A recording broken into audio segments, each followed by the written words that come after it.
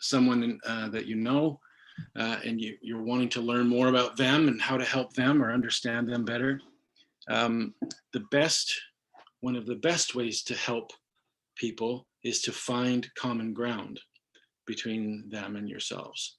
And so as you're listening tonight, I want you to kind of pay attention to what I'm saying and how it applies to you.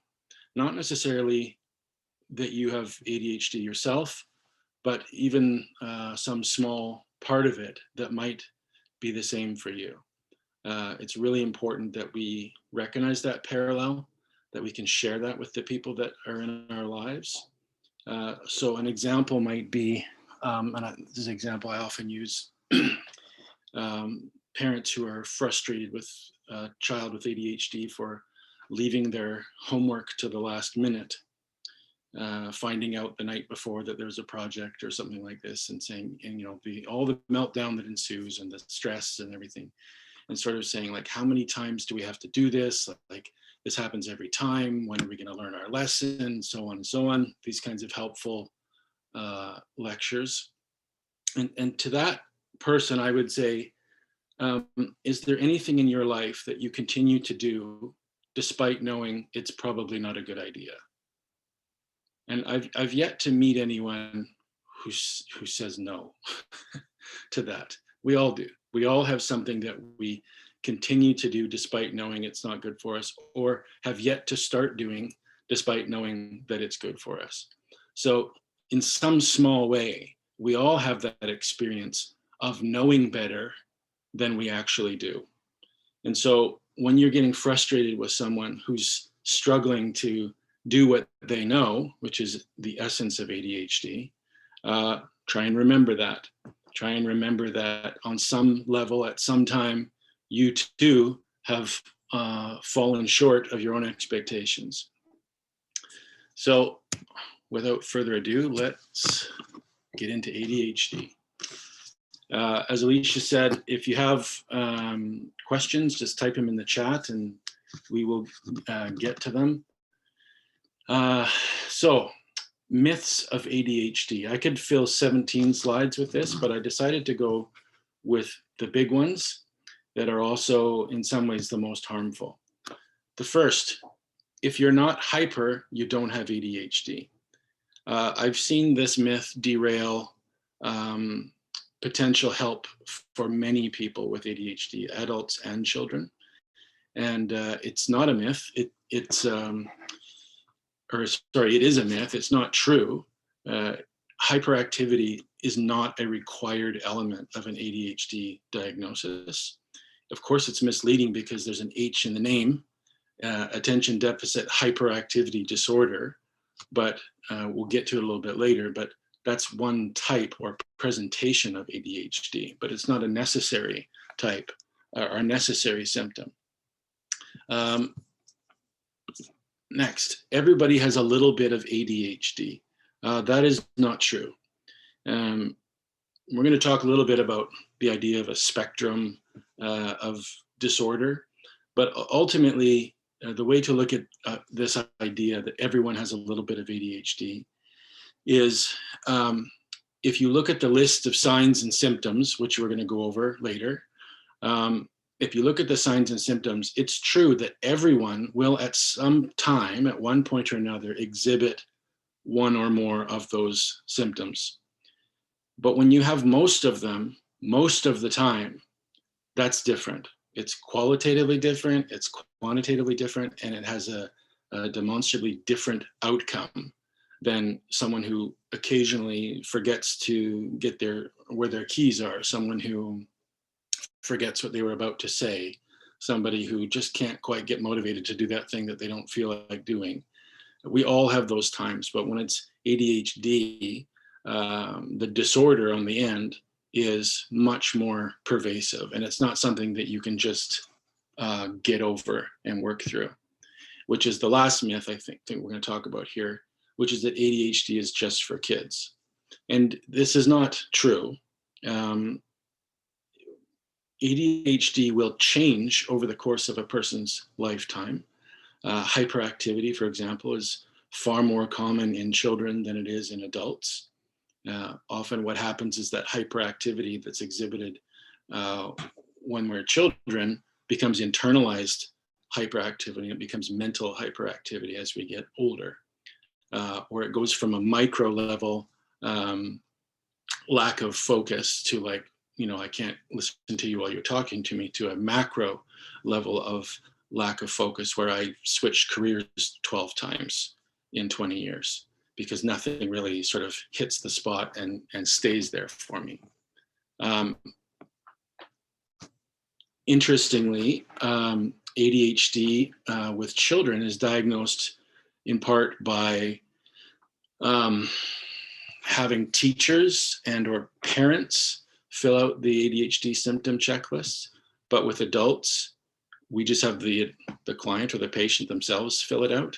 And so this has been demonstrated to be a factor in the smaller prevalence of ADHD in adults, because we're asking people for whom self-awareness is an impairment to reflect on themselves in paperwork, and then using that information to help determine the presence of symptoms. So if I'm screening somebody for ADHD in my office, I can't diagnose, I'm not a psychologist, but if I'm doing sort of a screening interview with somebody, it's typically useful to have a family member there with them, a spouse or a friend even, because I can't tell you the number of times I've said, for example, how often do you start things and have a hard time following through and finishing? And the person being interviewed would say, not that often. And then the person beside them says, well, actually, and then can point out 5 or 6 current projects that are on the go, but have no signs of being concluded. But the person being interviewed is often, well, no, but they have like a plan or an explanation for each of them to show that, no, I'm still in the process. But so it's useful to have that outside information. And similarly, a question that sometimes comes up is like, well, when are you supposed to do something about it? And many people that I know who are adults with ADHD, who may or may not have been diagnosed, but are not doing anything about it, when the subject comes up of would you like to do something about it, often I hear, well, I've got this far, without doing anything about it. I think I'm doing all right. So I don't think I need to go to the doctor or whatever the plan is. But it's not always up to us to decide whether we're doing all right. I might not be personally negatively impacted by my ADHD, but that doesn't mean my family and friends aren't. I might have incredible curiosity, which is fantastic when I get into a YouTube rabbit trail and I just learn so much. And I think, wow, life is fantastic because I just get to learn all this stuff. In the meantime, like my wife hasn't seen me for 4 hours. It's not just about what my experience is that determines whether or not it's causing problems. So that's to keep an open mind about that. And hopefully as we go through this information, it will allow people to have a more open mind about it, because I think there's so much, a myth that I could add on here with ADHD is that ADHD equals low intelligence. And that's complete baloney. If anything, research tends to show it goes the other way, although we don't actually tend to do as well on intelligence tests because of a difference in what's called performance IQ. So as many of our report cards have indicated over the years, we could do so much better if we were more focused, more organized, less fidgety, less social, and so on. Well, that makes its way into IQ testing as well. And so people with ADHD often their test scores will be lower than their actual ability.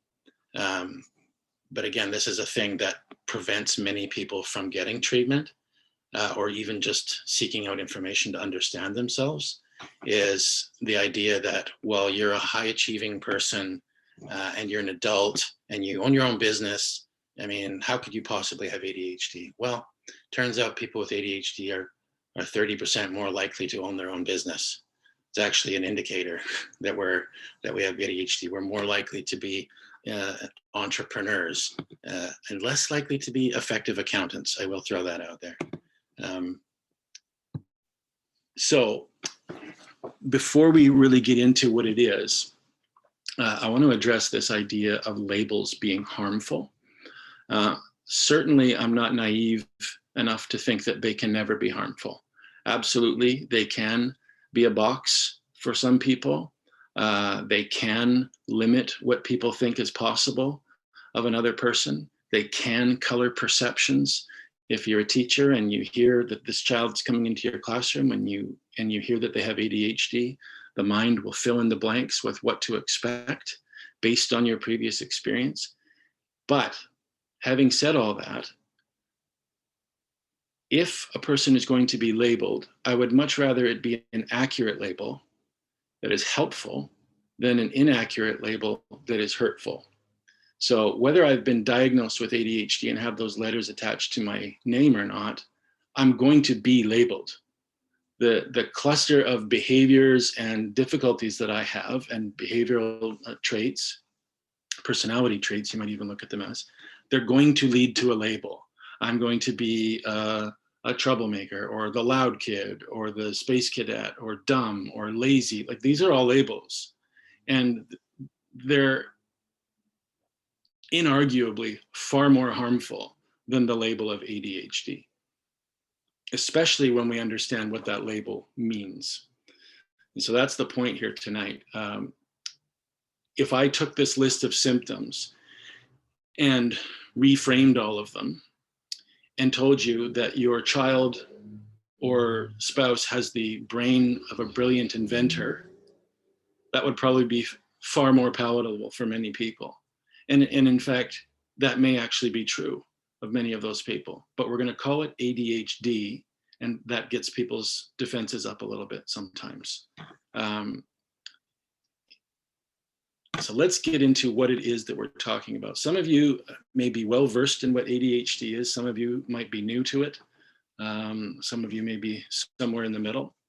When I'm meeting with people, when there's an ADHD diagnosis, typically a question I'll ask is, where does it show up in your life?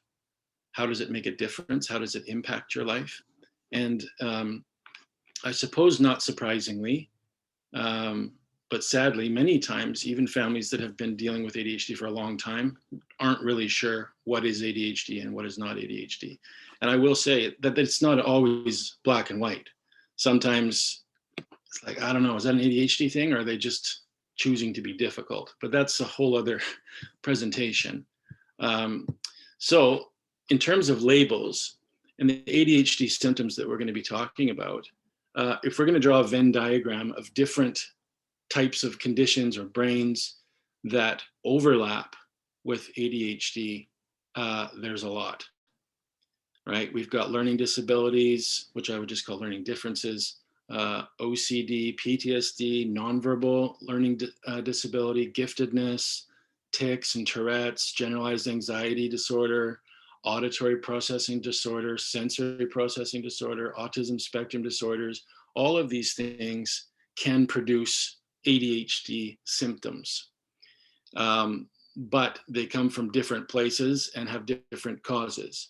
So for example, with audio processing disorder, where my ears work fine, but my brain kind of scrambles the information that's coming in before it gets to my conscious awareness, or there's a delay in processing where I heard what you said, I just don't know that you heard what you said. I heard what you said until you're repeating yourself. And then I realize I heard what you said and finish your sentence. And then you're irritated at me for asking you to repeat yourself. I don't know if anybody can relate to that, but that's a thing. So that's auditory processing disorder. And it can look a lot like ADHD, because if I'm sitting in a classroom or a meeting and my brain doesn't have the ability to distinguish between foreground and background noise and hears everything at the same level, and my attention is spread so thin I can't even really listen to what you're saying, it's going to look like I'm not paying attention, but something very different is going on. And so if you take that person who, let's say that they only have auditory processing disorder, and you put them in a quiet room by themselves, they don't have a problem paying attention. Whereas if you put me in a quiet room by myself, my own brain is the most distracting thing around. I don't need to be hearing external sounds. In my case, I have both. So I'm really lucky that way, twice blessed that I have ADHD and I have this auditory processing issue, which is only recently discovered, but again, explained a lot. So as we're going through signs and symptoms, often what people will say is, so I do this, is that ADHD? You cannot assess anything based on one symptom, right? There's a much longer set of questions that need to be asked and answered for us to be able to know that. But we're going to be focusing on ADHD tonight and how the best way to know whether it's ADHD or whether it's something else. Right. Somebody needs to mute. There's no way I'm going to be able to block that out. So what is ADHD? Thank you for muting. The disorder on the end, this is a distinction I want to make for people. The disorder, regardless of what disorder we're talking about, the disorder is not what it is, it's what it causes or what it can cause. So if I have a deficit in my ability to regulate my attention or regulate my physical activity level, it can cause disorder in my life. And in fact, is a necessary part of the diagnostic process, which may be one reason why so many adults aren't diagnosed with ADHD, because we have more control over our lives, ostensibly, we ought to, and we don't have to sit in school for 6 hours a day and learn about stuff we don't care about. We can sort of build our life around how our brain works and thus have less disorder in our life. Although inevitably it is going to show up at some place because you do have to be places on time and remember to put the garbage out and things like that. And that's where the disorder might show up. So again, this is not an illness per se. It's a certain type of brain that is a good fit for some situations and a very poor fit for other situations. And when you're a child, unfortunately, it's often a very poor fit for school, where you spend 6 hours a day, 5 days a week. So it's very easy to start to think you don't really belong in the world when so much of the world requires you to be a way that you are not. So I'm always wanting kids to know that, like, school is temporary, ADHD is forever, but the D doesn't have to be. You're going to get through this, and then you're going to get some say in your life, and you can build your life the way your brain actually works. It's an impairment / difference in the executive functions of the brain. So we're going to talk about that a little bit more specifically. But the reason why I say impairment / difference is because in some circumstances, it is an impairment. It prevents me from being functionally capable. But in different contexts, it's just a difference, right? So I remember things differently than other people. If I'm required to remember them the same way as other people, it's now an impairment. So if I have to do, let's say, when you're writing a test, we have short answer questions and multiple choice questions. Well, it's two different kinds of memory. And so the first, short answer questions, is called recall memory, whereas the second, multiple choice, is recognition memory. So I might have much better recognition memory than recall memory. And so I would nail multiple choice tests because if I see the right answer, I immediately recognize it. But if you ask me to go into my mind to go find the right answer, that might not work very well. But if everyone is getting the same test, then my particular type of memory might not be what's called upon. And so it looks like I actually don't know what I'm doing. It basically, our symptoms will fall into these three categories: distractibility, impulsivity, and mood dysregulation, which is interesting because most people don't equate mood difficulties with ADHD, except kids, ironically. Many families that I've worked with where one of the children is diagnosed with ADHD, and it becomes apparent that maybe another of the kids is in the same boat, that the second child often is very resistant to the idea because they equate ADHD with anger. because their sibling gets really angry and reactive and things like that, whereas they don't. And so they'll say, I don't have ADHD because I don't freak out like he does. It's like, well, that's not the whole picture. But mood dysregulation is definitely a part of it. We're going to talk about why that is. The way I describe it to kids often, those of you who know me know, I've probably heard this, that about 200 years ago, they built some ships and said we should get on those ships and see what's out there. And a bunch of people did, and they sailed around and they discovered all sorts of stuff that had already been discovered. They came back and they said, look how smart we are. And everyone threw a parade for them, and they were rich and famous.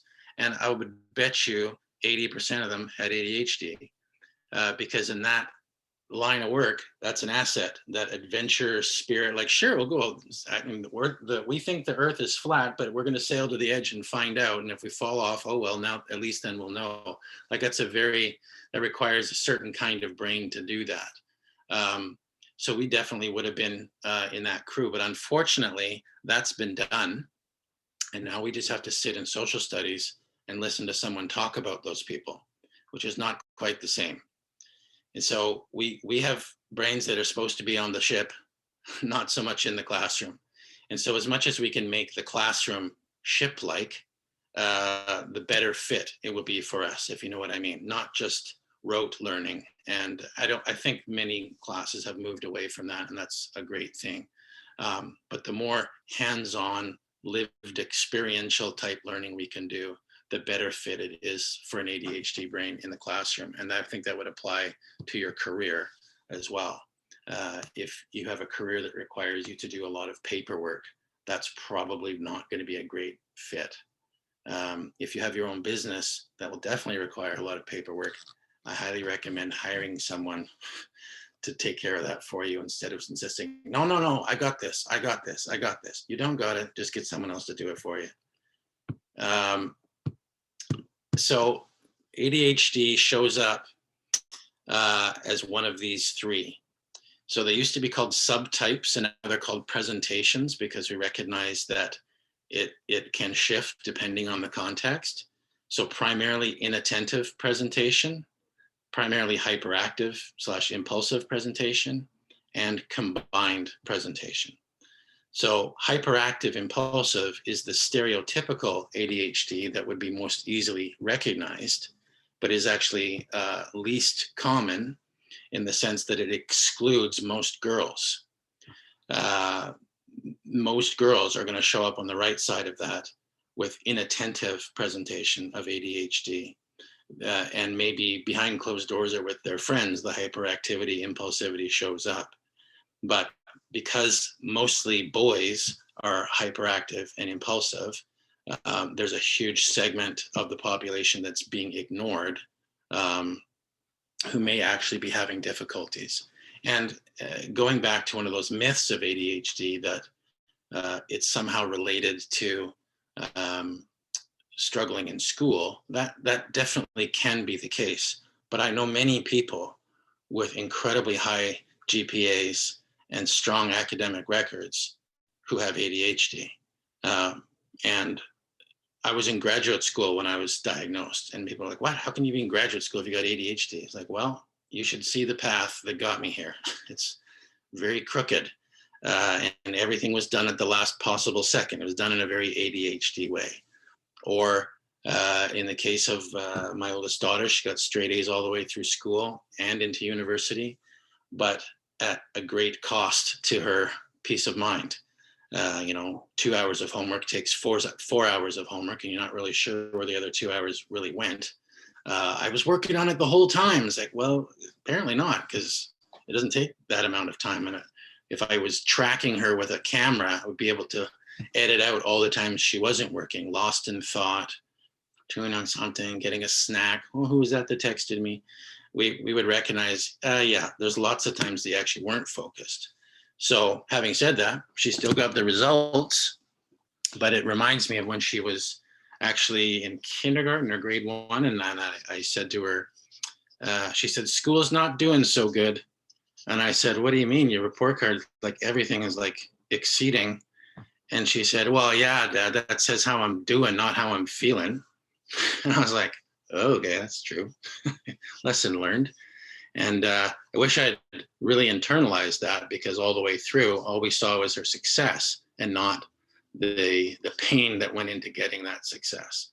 But also, ironically, I think as she got older, she made some good friends who weren't from Abbotsford, where we live. They were from Maple Ridge and Langley and different areas, Mission.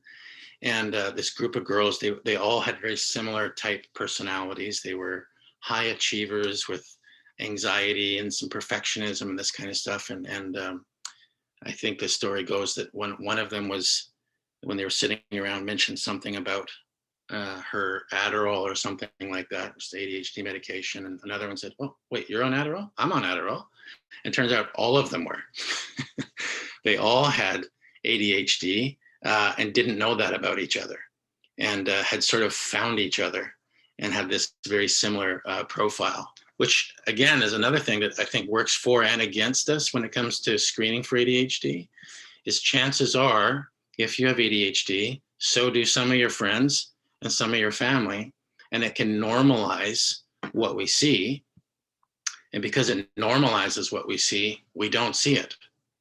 And so when I was first diagnosed myself as an adult and went to my mom and said, "Hey, this is a thing that explains my whole life," the answer was predictably, "What? Everyone's like that." It's like, no, not everyone's like that. Just everyone in our family and our friends.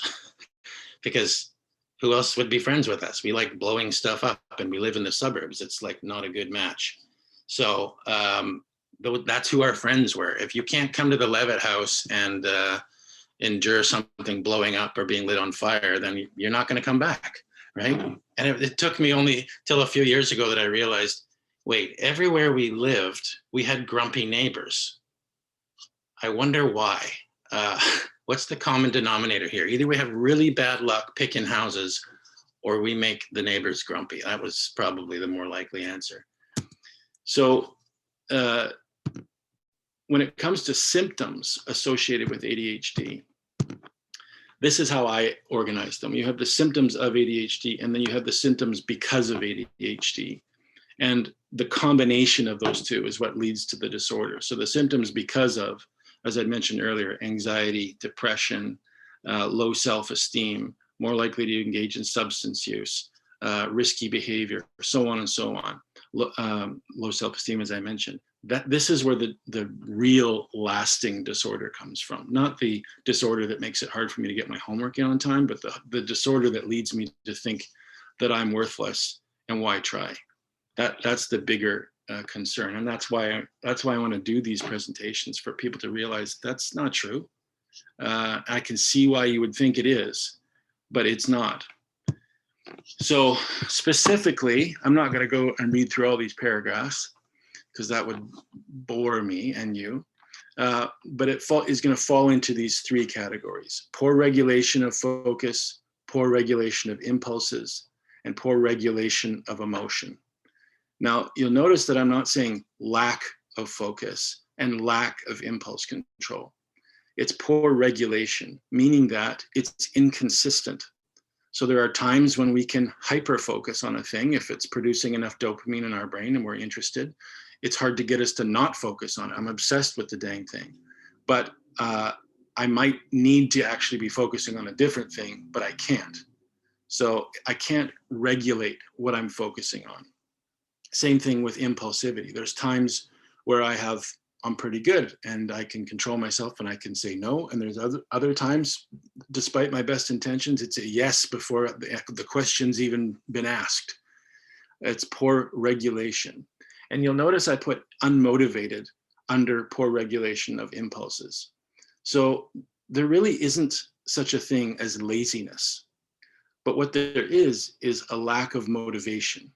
And a lack of motivation, as we're going to talk about, comes from a lack of dopamine, which is a neurotransmitter in the brain that is responsible for rewarding us or giving us that rewarding feeling when we've done a thing that brings us pleasure. There's dopamine.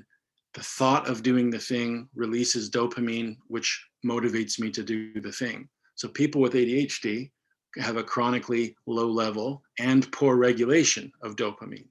And so somebody else says, go do that thing that's not that fun. Maybe they have, let's attach a number to it, 30% dopamine for that thing. So they can kind of like muscle through it. But if you have 0% dopamine for it, you may have a beautiful vehicle, but if there's no gas in the tank, you're not going anywhere. But that ends up looking like laziness a lot of times, especially if you see the person is capable of doing it and they're not doing it. Well, the only other explanation we can come up with is laziness. And if we think back to the beginning where there's an event that this person hasn't followed through on something I asked them to do, and my explanation is laziness, my emotional response to that is probably not going to be one of patience and compassion, and neither is my behavioral response. I'm going to need to feel like I need to punish them or maybe come up with a better reward or something, but that's actually not going to solve the problem because that's not the source of the problem. It's the lack of dopamine. Let's go through to, this is like, make no mistake, people with ADHD can be very annoying. And I'm saying this as someone with ADHD, right? Surrounded by people with ADHD.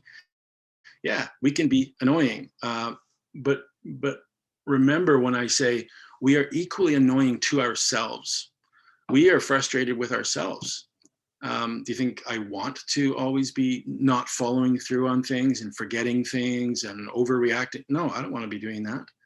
If I could not do that, I would not do that. So this is one of the things that's frustrating to people, including people with ADHD, is how inconsistent we are. Because within the same person, you can have someone who's impulsive, who acts without thinking, and a person who overthinks and is obsessing about things. And you think, well, how can both of those things coexist? They both have to do with impulse control. Overthinking is a poor impulse control issue, because my brain is saying, hey, we should think about that thing more. And I don't have the ability to say, no, we're not going to think about that thing more. And then I don't have the ability to not to think something through when I actually need it. And I think my plan is awesome, but it's actually really not awesome. But as far as I can see, it's awesome. We can be shy and inattentive, but also hyperactive, depending on who we're with, what time of day it is. We can be easily distracted and hyper-focused. We focus on so many things at the same time that we can't actually focus on any one of them very effectively. And so I might feel like I'm multitasking, but I'm actually more likely to be multi-sucking, where I'm sort of like doing a little bit of this and a little bit of that, but nothing really gets done. But I feel so busy and active and productive. But like at the end of the day, whoa, this 2/3 of half of nothing been accomplished there. Poor working memory. So working memory is the kind of memory where you temporarily hold something in your memory. So if I say, can you go into the garage and grab my white shoes and my coat and also drop this off at your room? No. That's working memory is required to do that. And people with ADHD, our working memory is not great. That's an understatement. Yet, we might remember fragments of conversations from 5 years ago. I can write notes for my counseling sessions a month later. But if I say that I'm going to send you an email at the end of the session, I won't unless you remind me to do it. And you'll probably need to remind me a couple of times, because each time I get it, the email, I'll think, oh yeah, that's right, I'm going to do that. Well, I'm just going to do this thing first, and it's gone. So that's working memory issue yet. And so again, if you're frustrated with someone because you say, well, what, you didn't remember that you had homework, but you remember the name of every Pokemon character that ever existed? I find that hard to believe. Yeah, it's two different kinds of memory. It's like saying, what, you're amazing at hockey, but terrible at basketball? Yeah, it's two different sports. These are two different kinds of memory that use two different parts of the brain. The problem when it comes to diagnosis of ADHD, one of many, is that it's this categorical approach that you either have it or you don't. And there are, let's say there's 9 symptoms that come with ADHD. If you have 6 of the 9, then you meet the diagnostic criteria. Now, if you have someone who has 9 and somebody who has 1, there's a significant difference between those two people. If you have someone who has 5 and you have someone who has 9, there's still a significant difference. But if you have someone who has 5 and someone who has 6, there's not really much of a difference between those two people. But one of them gets diagnosed with ADHD and gets whatever help and understanding come with that. And the other one is just annoying or lazy or so on and so on. That is perpetuated. One of the reasons why ADHD diagnosis is categorical is because in reality, it's more of an 18-dimensional spectrum, which is hard for our brains to even conceive of, let alone draw. This isn't an 18-dimensional spectrum, but this is, if we were to map out in a 3D space the severity of ADHD symptoms, it would look something like this. Now, this is a thing that I'm working on to create a more accurate map of what ADHD is in individuals. So here we have on the left the 9 core symptoms of hyperactive impulsive presentation, and on the right, the 9 core symptoms of inattentive presentation. So you can see, you just think, if I placed a personal ad with this as a description of me, I'm not sure how many hits I'd get, how many swipes I'd get. But yet, that is me. So the way that I visualize this for individuals is I use something that's called a radar graph. So a radar graph, if you look at the scale here, and the center is a 0, on the outside is a 4. And what those numbers indicate is the rating scale. So you list all of the symptoms, and then you rate on a scale of 0 to 4 how often it causes a problem for you. So how often do you have a hard time staying organized? How often do you procrastinate? And so this is what my personal radar graph of my ADHD looks like. You can see on the right side is the inattentive symptoms, and on the left side are the hyperactive impulsive symptoms. You can see where my areas of struggle are most pronounced is in these areas out here that are all 4 out of 4, and these are 3s, and I've got a 2 down here and some more 3s. But as I get over into the hyperactive impulsive, is not really a huge issue over there. Now I compare that to one of my brothers. That's what his looks like. Lots of hyperactive stuff over here. Now he's an adult, so the staying seated and can't sit still part isn't so much of an issue, but not blurting things out that he maybe shouldn't, yeah, that's an issue. Interrupting, yeah, that's an issue. Just general rest, yep, that's an issue. But he's really organized. He doesn't really procrastinate, and he's like really meticulous about keeping his space clean. So we're very different in that way, yet both have an ADHD label attached. This is one of my daughters. She's 16 years old, right? So there are some areas where it shows up and some areas where it doesn't show up. So you have 3 different people all with the same label with very different looking distributions of what's going on. To me, this is far more useful than taking something to the school saying, my child's been diagnosed with inattentive ADHD. Well, what does that mean, right? That means they have 6 out of the 9, but we don't know which 6. And chances are the teacher wouldn't know which any of the 6 or 9 are anyway, because they're a teacher, they're not a mental health professional. I wouldn't expect them to know it. So if you have something like this, it's much more useful in sort of saying, this is how it shows up for me or my child. So also interestingly, what I have here is on the left, what my map looks like now compared to on the right, what it would have looked like for me as a kid. And you can see over time, it's changed. The areas that I struggle in now, I've always struggled in. Those haven't changed. The right side looks the same now as it did then. But if I overlay the two, you can see the left side was very different when I was younger. And as I've gotten older, it sort of has retreated down into the normal level. Now that word normal is uncomfortable for a lot of people, but normal is just a statistical measurement. It is how most people are. And most people don't have 3s and 4s with these categories. They have 0s, 1s, and occasionally 2s. So my inattentive presentation is abnormal. I mean, it's normal for an inattentive presentation, but for the general population, I'm abnormal in that way.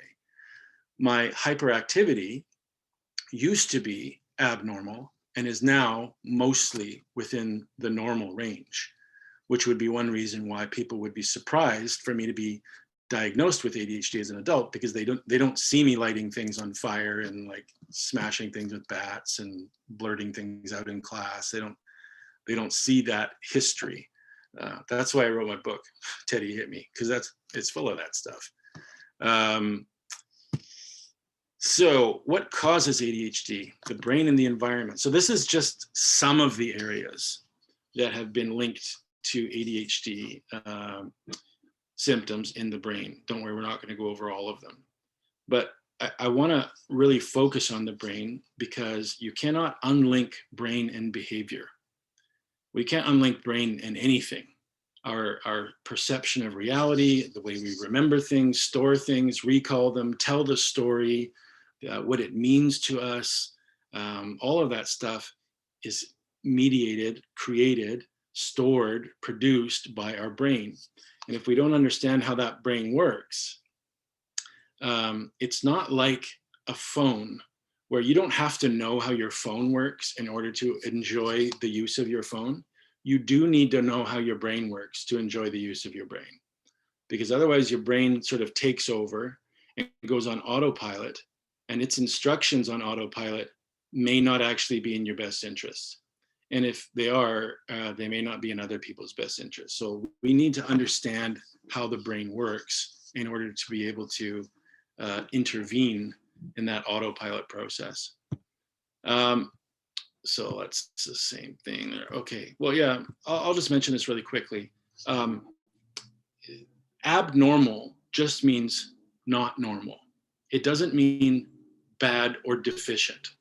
It could mean that, but it could also mean exceptional, right? Like an A in school is abnormal. A B is abnormal. That's why it's got an honor roll, because it's abnormal. A B is above average. But if you said that someone, when it was abnormally intelligent or abnormally beautiful, I mean, most people wouldn't be terribly insulted by those things.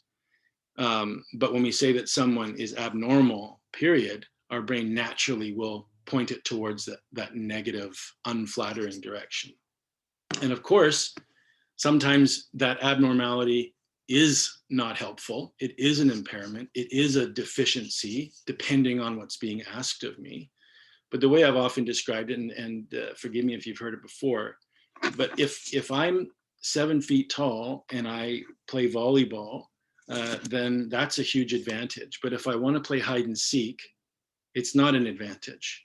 So my abnormality in volleyball is an asset, but in hide and seek is a liability. But you wouldn't say that I have a hide and seek disorder. You'd say you need to play volleyball. That's where you belong out there. So this is the same kind of thing. We have to wrap our mind around that. Really quickly, these are all the different ways that ADHD symptoms can show up, but they're not actually ADHD necessarily. So ADHD is driven by this poor dopamine regulation, but anxiety, which reduces blood flow and oxygen supply to the prefrontal cortex here, that also can produce something that looks like ADHD. Trauma, especially chronic childhood trauma, can lead to a lack of development in the prefrontal cortex, so that those skills aren't well developed. But it's not because there isn't enough dopamine there. It's because the structure itself, it hasn't matured. Fetal alcohol spectrum disorders, autism spectrum disorders.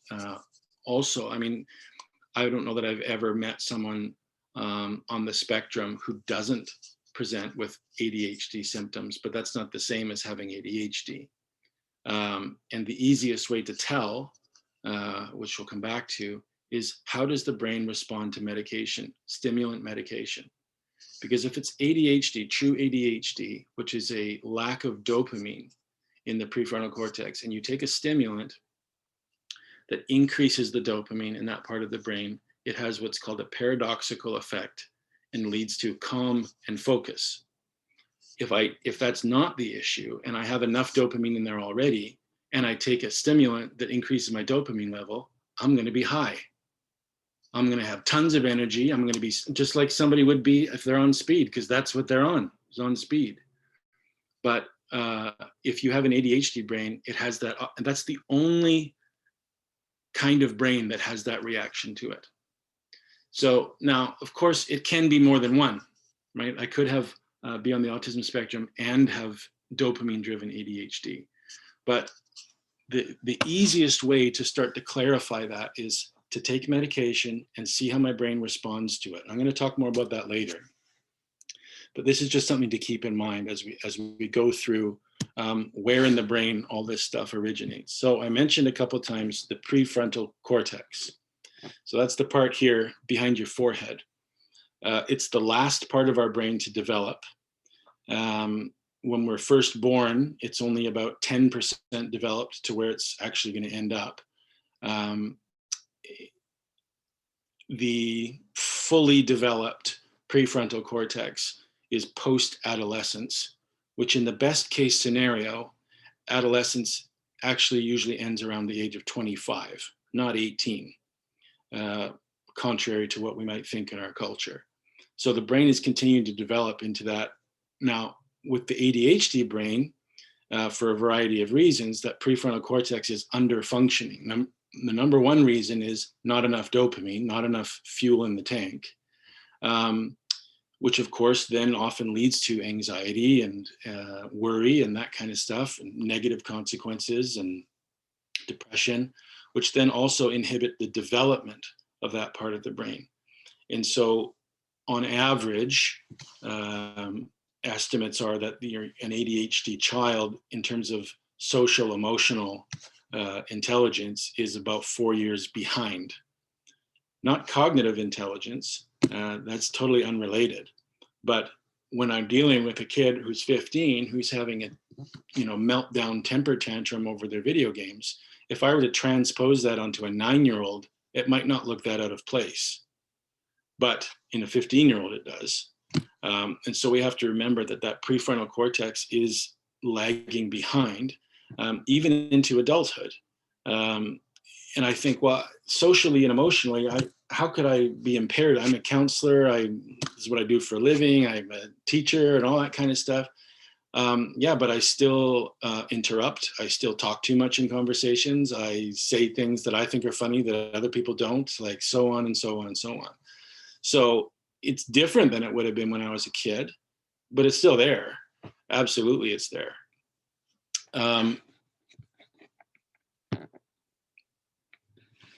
This is a picture from what's called an fMRI, or functional MRI, that shows activity, not just a still image, but activity in the brain. You can see on the right significantly less activity in the prefrontal cortex of an ADHD subject compared to a control subject. So when people talk about ADHD being a made-up thing, just to explain bratty kids and sell parents drugs and so on and so on, I like to show people this and say, well, explain this to me then. Either you think the conspiracy runs deep and this is all fake, or something is fundamentally different about the way my brain works compared to the way a normal brain works. Another important structure is called the reticular activating system, this little knobby thing right here at the top of your brain stem, just as it goes up into what's called the limbic system of the brain.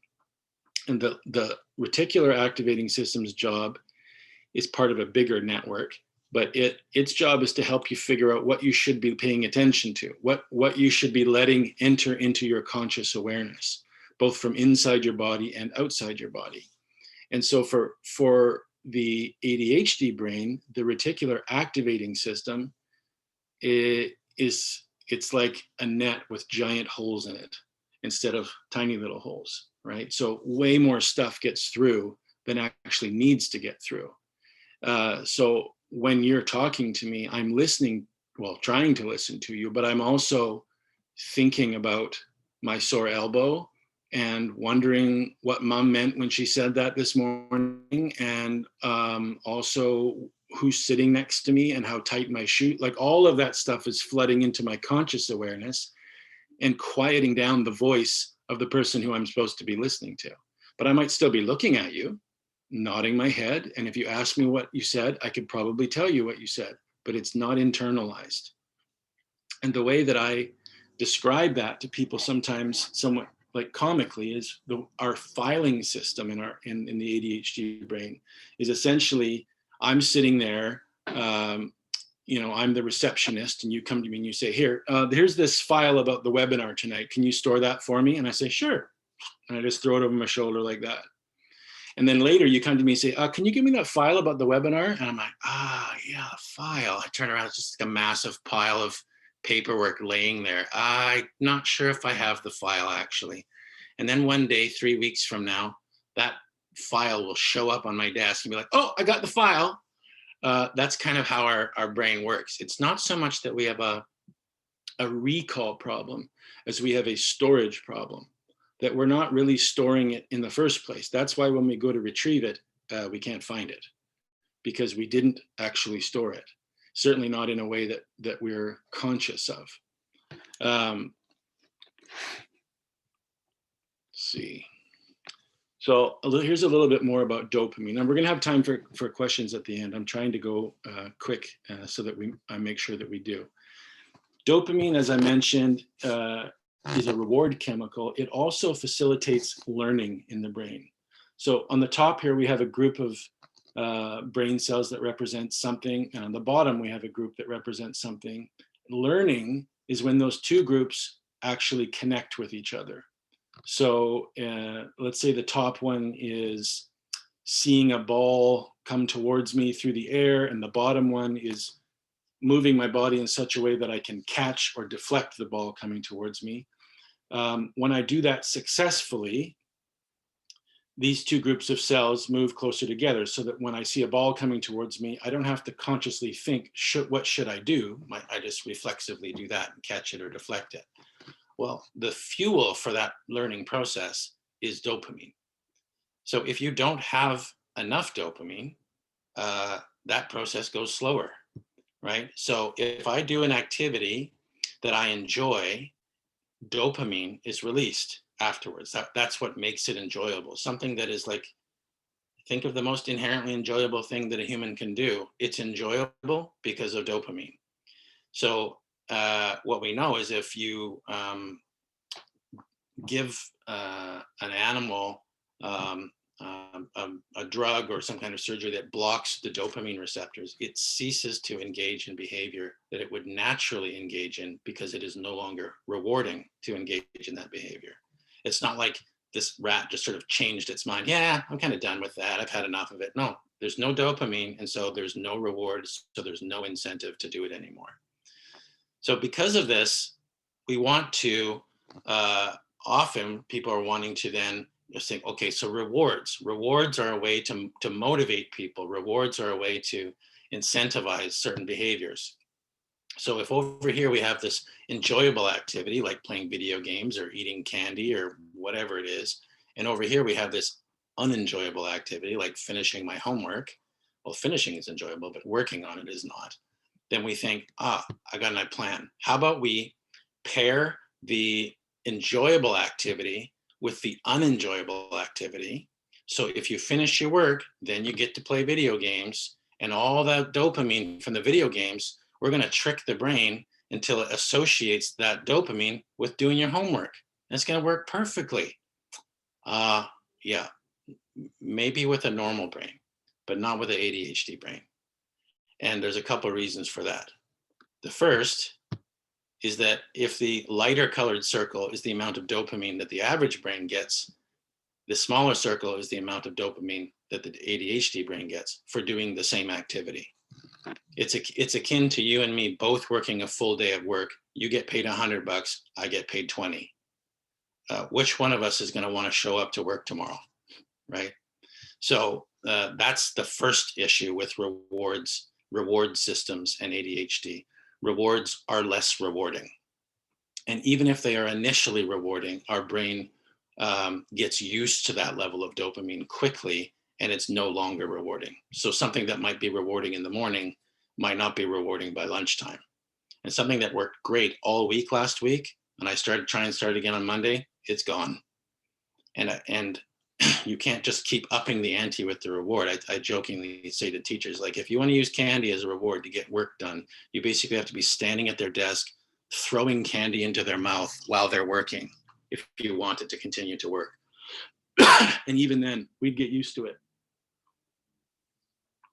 On my 40th birthday, I wanted to hike Mount Shiam out in Chilliwack. So I got my brother to come with me, and we hiked up to the top. And as we were standing at the top, I looked over and there was another mountain peak there. I can't remember what it's called. You have to sort of go down and then go back up to it. And I said, hey, we're up here. Do you want to go hit that other one too while we're here? Excuse me. And he said, no, I got to get going. I was like, oh, okay. And when we left, I realized my takeaway feeling from this was disappointment. Even though I had climbed to the top of this mountain that I've been wanting to climb for a long time, it was such a cool experience. As I'm getting near the top of it, my brain is already focusing on the next mountain peak and making plans to go on that one. And because I can't, I go away feeling like I kind of got ripped off. This is the essence of the ADHD brain. It's hard for us to enjoy the reward because we're all already focusing on the next thing. Isn't that frustrating? When it comes to dopamine in the ADHD brain, sometimes people will throw around the word bipolar. It seems like bipolar, like hot and cold, and you never know what you're going to get with this person. But I instead of saying bipolar, I would say that we are bimodal, meaning that we have essentially two ways of being. We either have no dopamine released or we have all the dopamine released.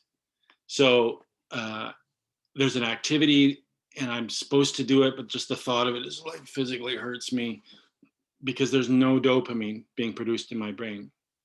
Now, there might be something that I enjoy doing, intrinsically enjoy doing, and the brain's like, oh, you need dopamine? Okay, crank the tap all the way to the top, and it's this fire hose of dopamine.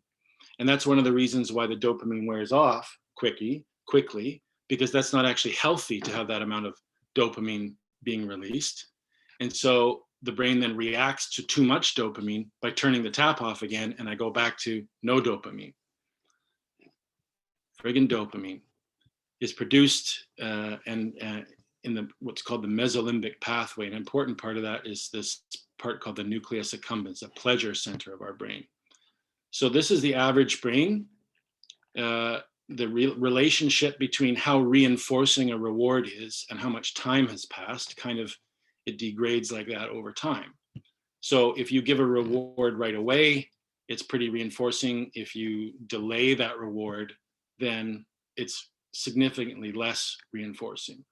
But what that degradation looks like in the ADHD brain is more like that. Even right away is still barely more than half as rewarding as it is for the average person. And if you delay the reward, like if you get all your work done all week, then we'll be able to do this thing on the weekend. There's very little chance that that's going to happen. Now, it might happen one week, but it's not likely to continue happening because the brain is not even associating the reward that I'm getting with what I did to get the reward. You would have to very deliberately and explicitly say, you're getting this reward now because of this thing that you've done all along, to sort of pair that together in the brain, but it's not going to be as rewarding. Another thing that explains how us ADHD folks work is this relationship between our performance level and our stress level. So in the average person, if my stress level is too low, then my performance suffers because I'm not challenged enough. If it's too high, my performance suffers because I'm overwhelmed.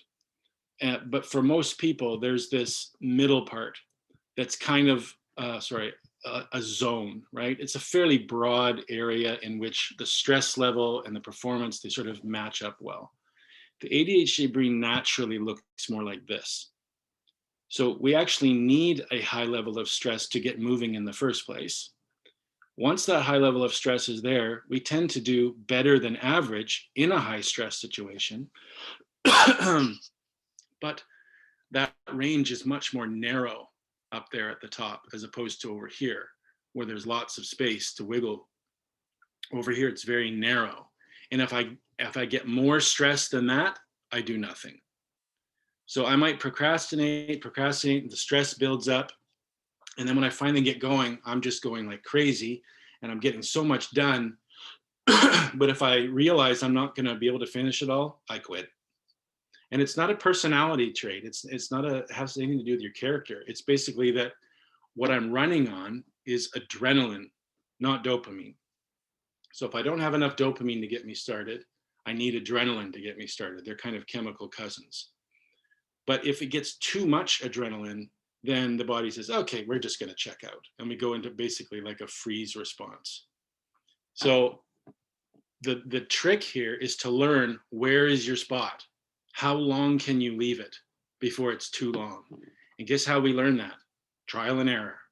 It would be awesome if we could just like sort of do a blood test and say, oh, your window is this, but that's just not how it works. You have to learn over time. How long can you leave it before it's too late? Now, when I take my ADHD medication, it kind of flattens this a little bit so that it looks a bit more like this, but not a ton, to be honest. Partly because that's how I'm wired. And I think also because I've gotten away with it so much in my life that why would I change it? If you procrastinate to the last possible second and still get an A on your paper, there's little incentive to start earlier next time, right? And in fact, procrastinating may have largely contributed to the A on the paper, because in that high stress mode, my brain is like on fully, and it's just like making connections and drawing analogies and seeing how everything fits together. That's how it works. I have to procrastinate to get started, which is stressful for the people around me. It's like, don't you think you should maybe get started on your slides, your presentations tonight? Yeah, I'm going to this afternoon, right? Because I know that I'm going to do it. I was heading up here to my room tonight to do the presentation. I said to my wife and a couple of my daughters, I said, I'm just going upstairs to finish some slides for my presentation. And my daughter said, doesn't that cause you anxiety? I said, no, not finishing slides at the last minute causes me anxiety, because there's this empty space where my brain's like, did we forget something? Is there something we haven't thought of? Is there something we should include that we haven't? It's much better for my brain to be filling in the slides as you people are lining up in the waiting room. Like, that's sort of my tradition. There's always at least one slide being added while people are finding their seats. That's just how it has to be for me.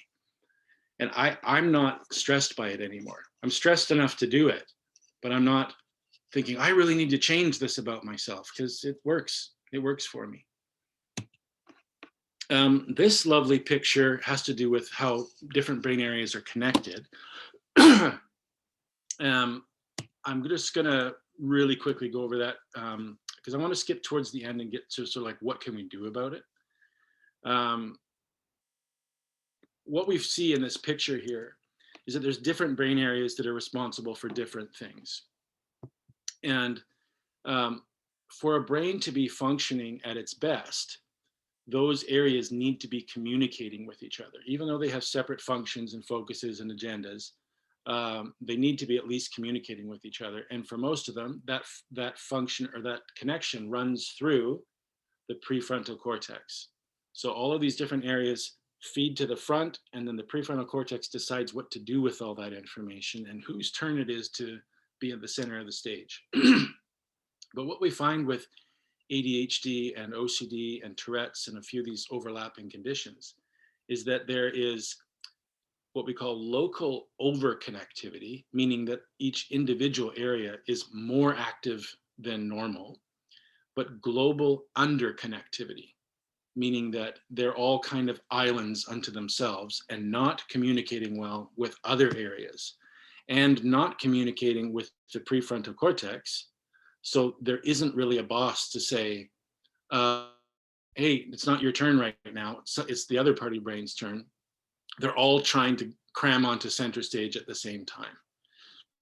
So that's where connectivity in the brain causes an issue. And I mean, there's 1,000 things I could say about that, but I throw this in there because, again, to come back to the idea that, well, you could do it if you wanted to, or you're just lazy, or that's an excuse. No, these are differences in the way our brain is wired that produce the results that we observe.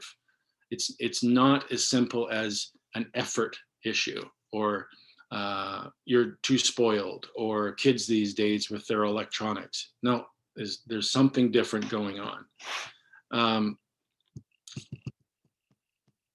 Okay, and skip through all that stuff.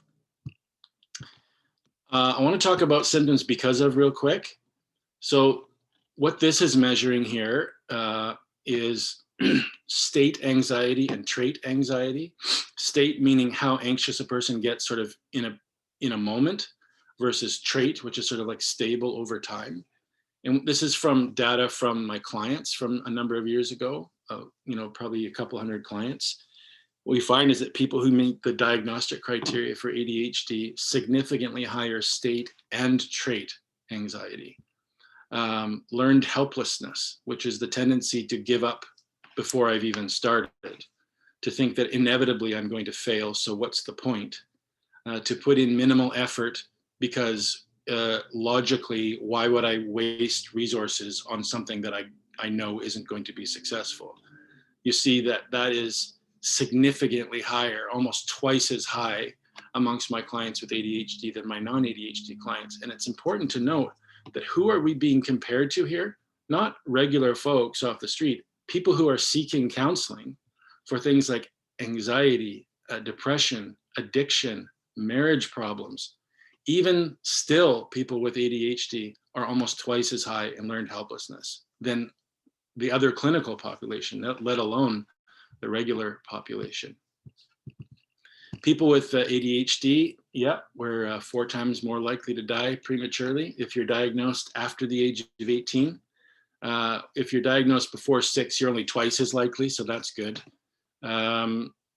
Again, these are statistics. That doesn't describe your individual lifespan, but just statistically, the reality is if you're an adult who has ADHD, you're going to pay more for your life insurance because we are a higher risk than the average person.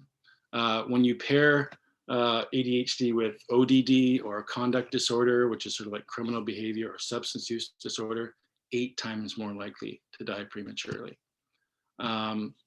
We have a 700% higher chance of substance abuse problems, and probably even higher if you include all forms of addictive behavior. Self-harm, much, much higher. Dishonesty, lying, stealing, all this kind of stuff, far more likely to be arrested repeatedly, to be arrested repeatedly for the same crime. When I'm talking with some of the police in Langley, where I manage LYFS, I'll say to them, 2 signs you may be talking to an ADHD kid. 1, this is out of nowhere and it's totally out of character for them. They sort of thought it would be funny to call in a bomb threat or like post a picture on Snapchat with a fake gun. That's probably a sign that they're not thinking things through very well. Or you're repeatedly having the same conversation about the same thing and saying, how many times have we had this conversation? Chances are in each of those circumstances, you might be dealing with some ADHD. What if it is a problem? This is a broad umbrella, but this is my advice. You have to become an expert, not learn about it. Like, you have to become an expert. And the reason why I say that is, unfortunately, because you're going to have to do a lot of advocating, whether it's for yourself or for someone else, because it's such a misunderstood situation that even people who profess to and believe that they know a lot about ADHD don't. I remember going to an event with a bunch of family physicians, and it was on ADHD, and one of the doctors, as he walked in, said, ironically louder than everyone else was talking, well, what is ADHD anyway? I'm thinking, what, you're like a medical doctor and you don't know what that stands for. And someone said, what's sort of like problems with like focus and attention? And he's like, well, doesn't everyone have that? And I thought, oh man, people are going to this person and saying, my life is being run and ruined by this issue. Can I get help? And he doesn't know. So you might actually have to stand in there with a doctor or a pediatrician or a teacher or somebody who's in a position of authority and really explain what's going on. That's why I say become an expert. And you can. There's 1,000 books and audiobooks on the subject. You can learn this stuff. You might hyper focus on it and try to read them all in a week, but just maybe try and slow down. It will come to you over time, but you have to. You really do have to. And if you are one of those people, if you're a doctor or a teacher or an SEA at school, and you're dealing with people with ADHD on a regular, it will make your life easier if you learn what it is, how it works, what helps, what doesn't help. Otherwise, you're going to try to use all the same stuff that you would use for everyone else, and it's not going to work. And you're going to get frustrated, and you're going to think this kid or this adult is making your life difficult on purpose. And it's a much more complicated story than that. So, as I mentioned before, medication, very simple explanation of it, is that it increases activity in your prefrontal cortex, that part of our brain that's so important for all of this self-regulating behavior. For the average person with ADHD, it is under-aroused or underactive. The stimulant medication wakes it up. And when it's awake, then it can start to exert control over the rest of the brain. So before I was diagnosed, I read a book called Scattered Minds and was like, oh my, this is me. And then I saw a few different things that convinced me that maybe I should think about medication for it over the next number of months. And then before I decided to really pursue that, I don't drink coffee or use any kind of stimulants at all. I decided to do a little bit of a test, and I bought myself the biggest can of Red Bull I could find in the store, and I pounded that thing down, and then I had a nap. And when I woke up, I thought, well, I guess that kind of seals the deal. I should probably go talk to a doctor. And I've had clients come to me about other issues. It's always about other issues, and casually mentions things that stand out to me enough to start to ask, so what was school like for you? And I had a client tell me that eventually got around to this, the whole thing about stimulants. He's like, okay, because my wife was wondering why I get up in the middle of the night and drink 2 rock stars and then go back to bed. But it helps me sleep. I'm like, right. So that's not normal, but it is normal for ADHD. So you might want to go to the doctor. And I think he did eventually. But we have to keep in mind that the number one barrier for people getting help is the symptoms of the problem for which they need help. If I have anxiety, I'm less likely to reach out for help because I'm afraid of rejection. If I have depression, I think, what's the point? It's not going to help anyway. And if I have ADHD, I probably just keep forgetting to make the appointment or write in the journal or take the medication. I've been taking medication for my ADHD for 10 out of the last 11 years, and I forget every day. And by that, I mean, I have to remember to take it 3 or 4 times every day before I finally take it. And most of the time, that's before I leave the house, but not always. There's many days, probably at least once every 10 days or so, I'll arrive at work going, oh crap, I don't have it. And I think, well, that's okay, I'll get through, but it's rough without it. So some of the problems with medication is that the changes aren't localized enough, meaning that let's say I have an issue with 6 or 7 of the 9 symptoms. The ADHD medication doesn't just go to those parts of the brain, it goes to the whole brain. And so that might create side effects in some of the other areas that I don't have issues. There's also not a clear algorithm for what dose, what medication. It's kind of a trial and error situation, which turns some people off, maybe because they have ADHD and just want to know right now what's the answer, but also sometimes because nobody wants to be a guinea pig.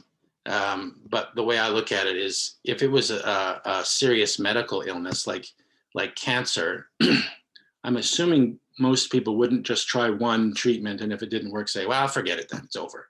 Like, well, no, we're probably going to try all the stuff. And that's the way I look at it with ADHD medication. And people often ask, is there like a natural way? Not really. There's not really a super effective natural way to put more dopamine into your brain that will stay there. So I take my medication in the morning. It lasts 10 to 12 hours or so. I'm not really sure when it stops working, which is a good sign.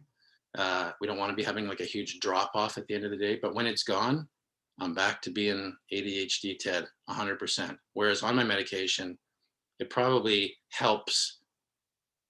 It's probably about 75% effective. I'm still me. And that's another concern that people have, is it's going to like change my personality. I was talking to one of my brothers about it, and he was expressing that concern. And I said, well, I've been taking it for years. Has it changed my personality? And he said, yeah. I said, in what way? He said, well, you're a lot quieter. I said, I think that's okay. I think most people are happy with that change. I'm okay with that change. But it doesn't dampen my creativity. It doesn't make me less of who I am. It actually, in many ways, makes me more able to be who I am. I'm not getting in my way nearly as much. Coaching in terms of ADHD is like practical, like problem solving. I'm going to be doing some coaching in a second here. Like, this is how you might handle this situation or that situation. Counseling and therapy is more to do, I would say, with the fallout of ADHD. So when adults are diagnosed with ADHD, there's typically a pretty complex set of emotions that show up. There's some sadness in there of, I wish somebody had told me this earlier, my life might have been a little bit different. There's some anger about that, particularly if I've been mistreated as a result of having undiagnosed ADHD. There's a lot of relief mixed in there, like, oh, okay, I finally have an answer other than I'm an idiot. Acceptance and problem solving essentially works its way through both coaching and counseling. Just accepting you're not going to remember, and that's okay. That doesn't mean you're stupid. It means that that particular part of your brain is wired differently. So just set an alarm or write a sticky note or whatever you need to do. Or when someone's reminding you, Ted, don't forget to do this. I know. Okay, there's a reason why I'm reminding you. It's because you don't remember, right? And I have to accept that not remembering is a thing that I struggle with. And it's easier to accept that if I realize it has nothing to do with my intelligence, my character, my worth as a person. It's just a thing that my brain isn't really good at, but it's really good at other things. So it's important to have realistic expectations. It doesn't mean to lower expectations, as some people will say, but to just align them with reality, right? If we spoke two different languages and you're new to my country, it's not lowering my expectations to say, well, you probably won't be able to speak English to me.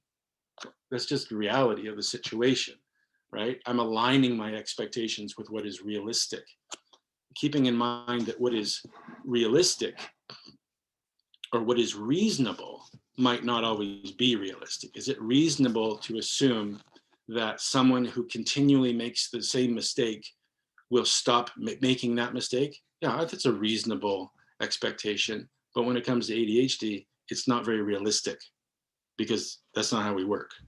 So aligning our expectations with reality actually leads to a lot less frustration for all involved. And some people will look at that as letting people get away with stuff. That's a whole other conversation. But it's not about letting people get away with stuff. It's about recognizing that often, if not in every case, people who struggle to do a thing struggle to do so because they do not have the skills or ability to do the thing. And you might have seen them do the thing once or twice and think, see, they can do it. But again, the analogy I would use is if you walked into the gym just as I hit a half-court shot in basketball, is it realistic to expect me to always hit that shot because you saw me hit it and you know I've got it in me? It's not realistic, right? Maybe with a ton of practice, I could hit more than the average person, but still I'm going to miss 60% of the time or more. So it's about having realistic expectations. The dang to-do list. So some people live and die by these lists.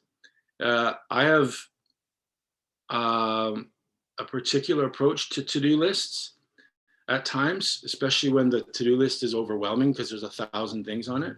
And that is have a one item to-do list.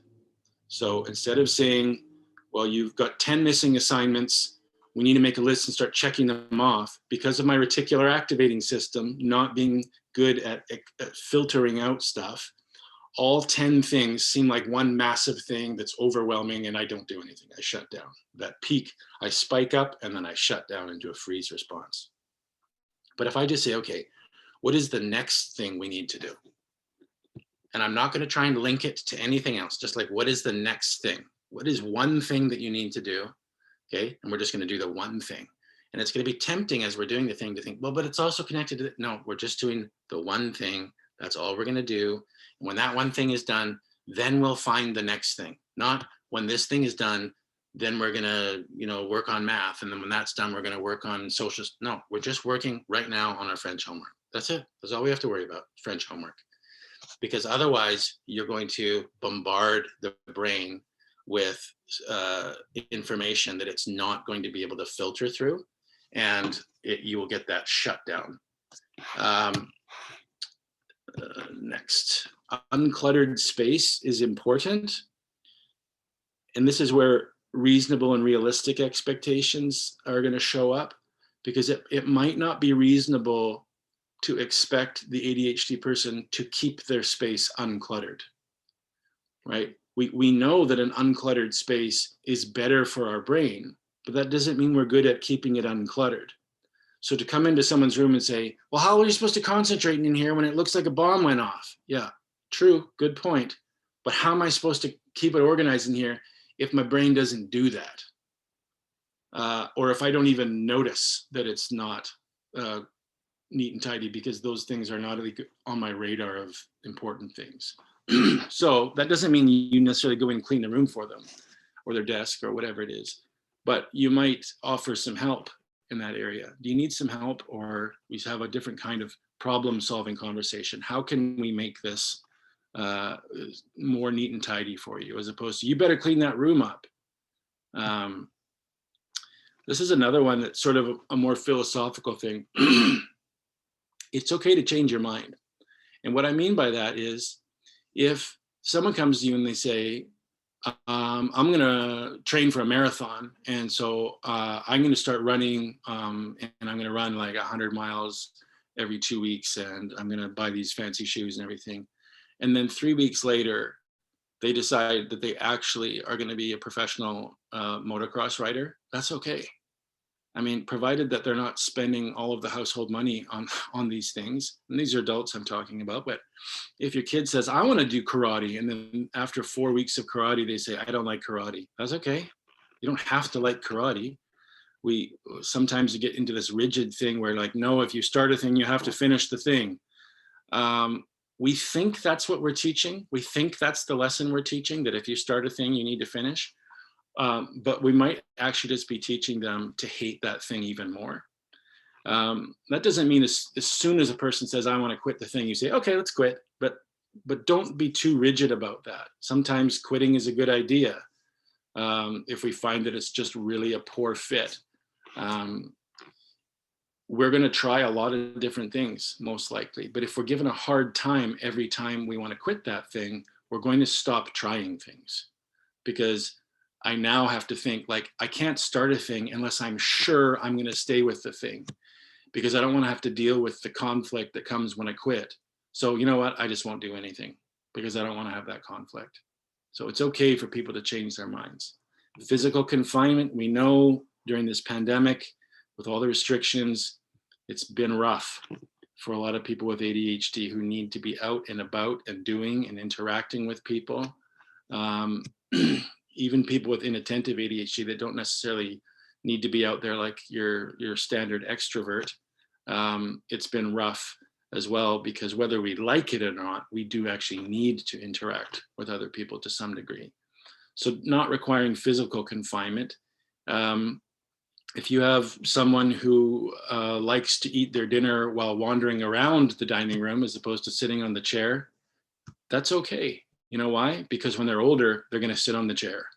It's unlikely that they're going to turn into an adult who can't sit at the dining room table, or who's out for a business lunch and just keeps getting up and walking around. Like, life has a way of teaching us to sit down. We don't need to reinforce that now. In the classroom, things like standing desks have been shown to be actually much more effective for boys, especially with some hyperactivity issues. For them to be able to stand and work at a desk as opposed to sitting at a desk is much more effective. Uncluttered schedules, super important. As people with ADHD are going to be interested in lots of different things and want to try lots of different things. And if you have this hyperactivity component, you're going to want to be doing all sorts of things. That doesn't mean it's good for us, though. And sometimes when I see kids' schedules, you know, maybe they have both of their parents are working and they're in before school care at 7 o'clock in the morning, and then they're off to school, and then they're at basketball, and then they have after school care, and then they get picked up, and then they have dance, and then they have basketball at like, and then it's that 4, you know, to 7 days a week. Yeah, their brain is going to look kind of like that calendar does there in that picture.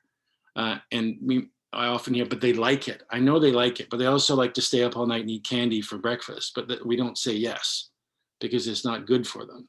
And I'm talking about kids there, but as adults, we have to recognize that too. One of my clients said, I don't have a problem going to sleep. I have a problem going to bed, to which I can relate. I don't want tomorrow to come. I want to keep doing stuff today. But at some point, I have to recognize tomorrow is going to be brutal if we keep staying up. And maybe I need to go to bed earlier and be a grown-up. This is some practical stuff.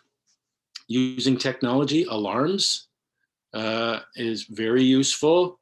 If you have an iPhone, there's no excuse to not be able to say, hey, Siri, set an alarm for me tomorrow morning. See, right now my iPad is trying to set an alarm for me. No, I'm kidding, Siri, stop it. But when it comes to alarms, these 3 tips: label the alarm. If the alarm goes off and you don't know why it's going off, there's no point in having an alarm. If you think, I'll remember when it goes off, you probably won't. Second, mindfully choose a time. So let's say your child, we want them to set an alarm that says, remember to bring your homework home. And we want that alarm to go off at the end of the school day. Let's say the bell rings at 2:35, just pick a number out of the air. Do we want that alarm to go off at 2:35? No, because that's when the bell's going, and that's when everyone's standing up and moving around. I probably won't hear it. If I do, it won't sort of stick in my head. I certainly don't want it to go off at 2:40 after I've already grabbed my bag and gone outside, because I'm like, oh, I got to go back in. I'll forget it. I'll just do it tomorrow. I'm probably going to want to set it for a few minutes before 2:35 that give me enough time to get the stuff that I need before the bell goes and the chaos all starts. That's what I mean about mindfully choosing a time. If there's an important phone call you have to make tomorrow, but it's not at a particular time, set your alarm for a time where you can actually make the phone call. Don't set it for noon if you know that you might be out for lunch with your work colleagues, because you're not likely to step away from the lunch to make the phone call. So pick a good time.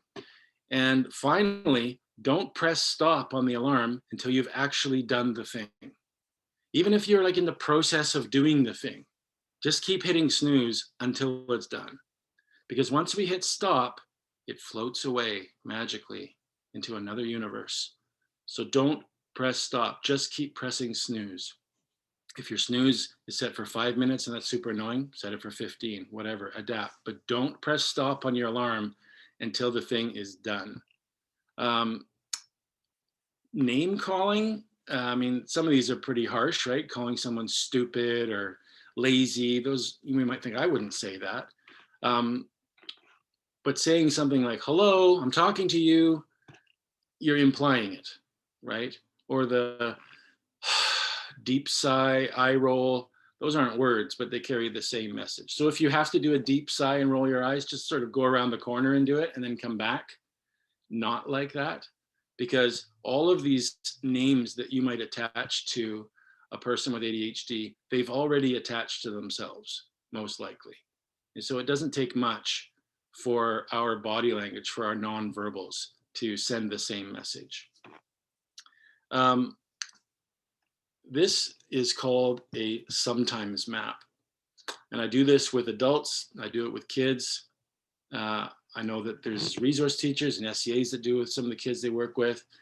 The idea with a sometimes map is that we list all personality traits and characteristics that I have sometimes. Because the problem with the way we describe people is that we tend to describe them in a binary all or nothing way. So what's your mom like? She's really smart. She's really funny. So if we're describing ourselves in this binary way, say I'm smart, and my brain says, well, what about that stupid thing you did yesterday? It's like, oh, I'm not smart. So the idea with a sometimes map is if you say, usually I'm smart, or usually I do smart things, or sometimes I do, and your brain says, what about that dumb thing? Yeah, that wasn't one of the times I'm smart. That was sometimes I'm dumb, sometimes I'm smart.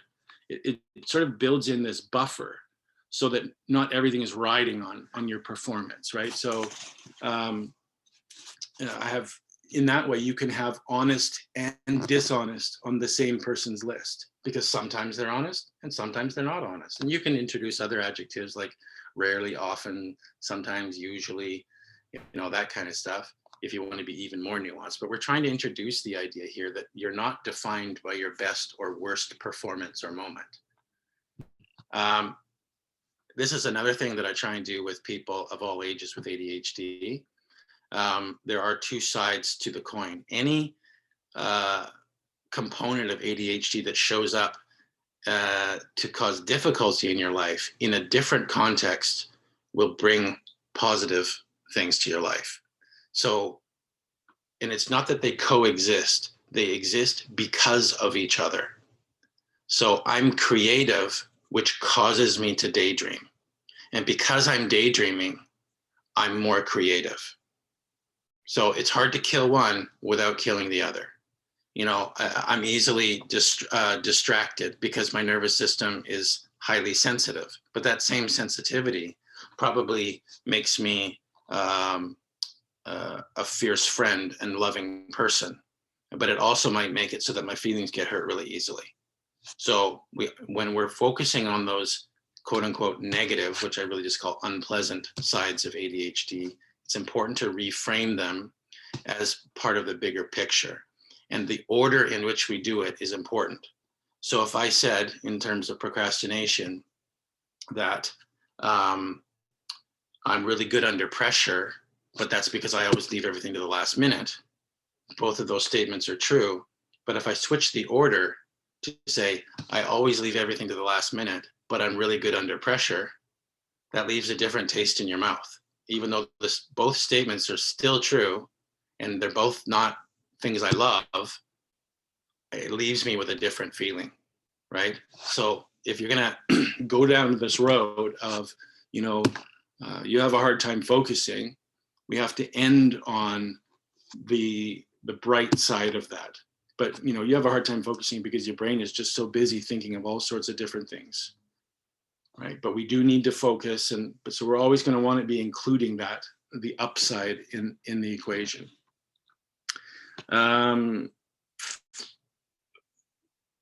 I'll really quickly go through this one, and then I'm going to stop and start to look at questions. So this is a mindfulness exercise called SIFT, which stands for sensations, images, feelings, and thoughts. So in this mindfulness exercise, the person gets very calm, or try to anyway, take some deep breathing, get down into a relaxed state. And then what we're going to do is we're going to say, okay, I want you to notice whatever sensations come to your awareness, physical sensations in your body. Do you notice anything, your clothes touching you? Do you notice being warm or cold or hungry or any of those things? And we're just going to focus on those sensations, and your brain is going to get distracted and it's going to want to think about other things. And when you notice that it's thinking about other things, we're going to just bring it back to just sensations. And then after we've done that for a little bit, we're going to do the same thing with images. So I want you to close your eyes and just picture like a blank movie screen, and just notice what images are showing up on the screen. Now, you don't have to tell me what they are, because that's a whole different part of your brain.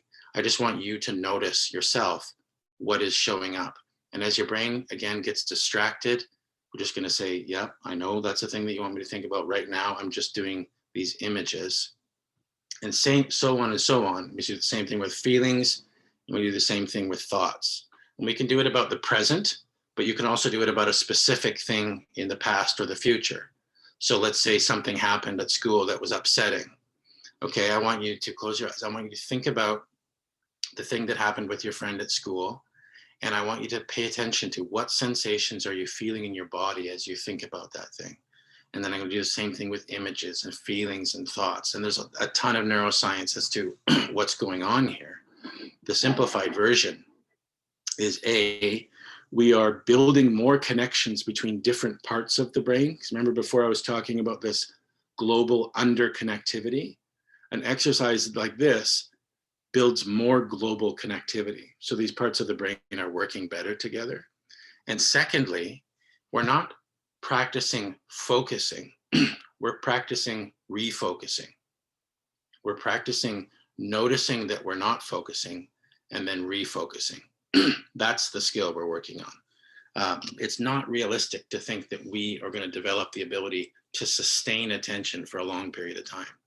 But if we can pull ourselves back to the task after a shorter duration of distraction, we're much better off.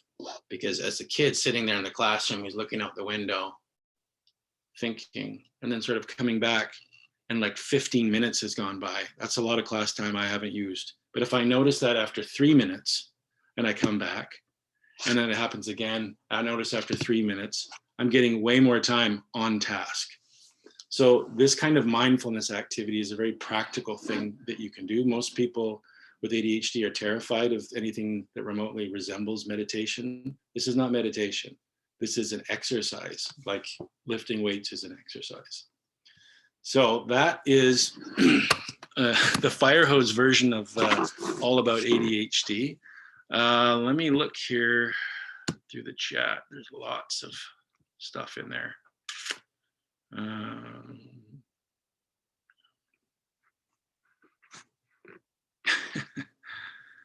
Yeah. Sorry, I'm just scrolling through. People are asking, is this going to be available to watch on replay? And Alicia's saying, yes, we'll send out a link to all registered participants tomorrow or Friday.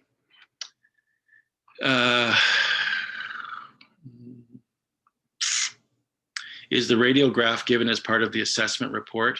I don't know anybody who uses that other than me. And like I say, I can't diagnose. I'm not allowed to. I'm not a psychologist or psychiatrist. But people will come to me, often referred by other counselors. Like when the counselor goes, I think ADHD might be a thing. Go see Ted Leavitt, and I'll do sort of a screening interview and conversation. And so that's a thing that I'm working on developing to be able to offer to people, is that kind of graph. If diagnosed early, is the development of PFC less affected? There doesn't seem to be a ton of research on that, or saying that your PFC develops better if you're diagnosed early. If in theory, it would, for a couple of different reasons. If we diagnosed early and practice all this stuff that we're talking about right now, then yes, you can make some impact on the development of your PFC and those executive functions. But when we realize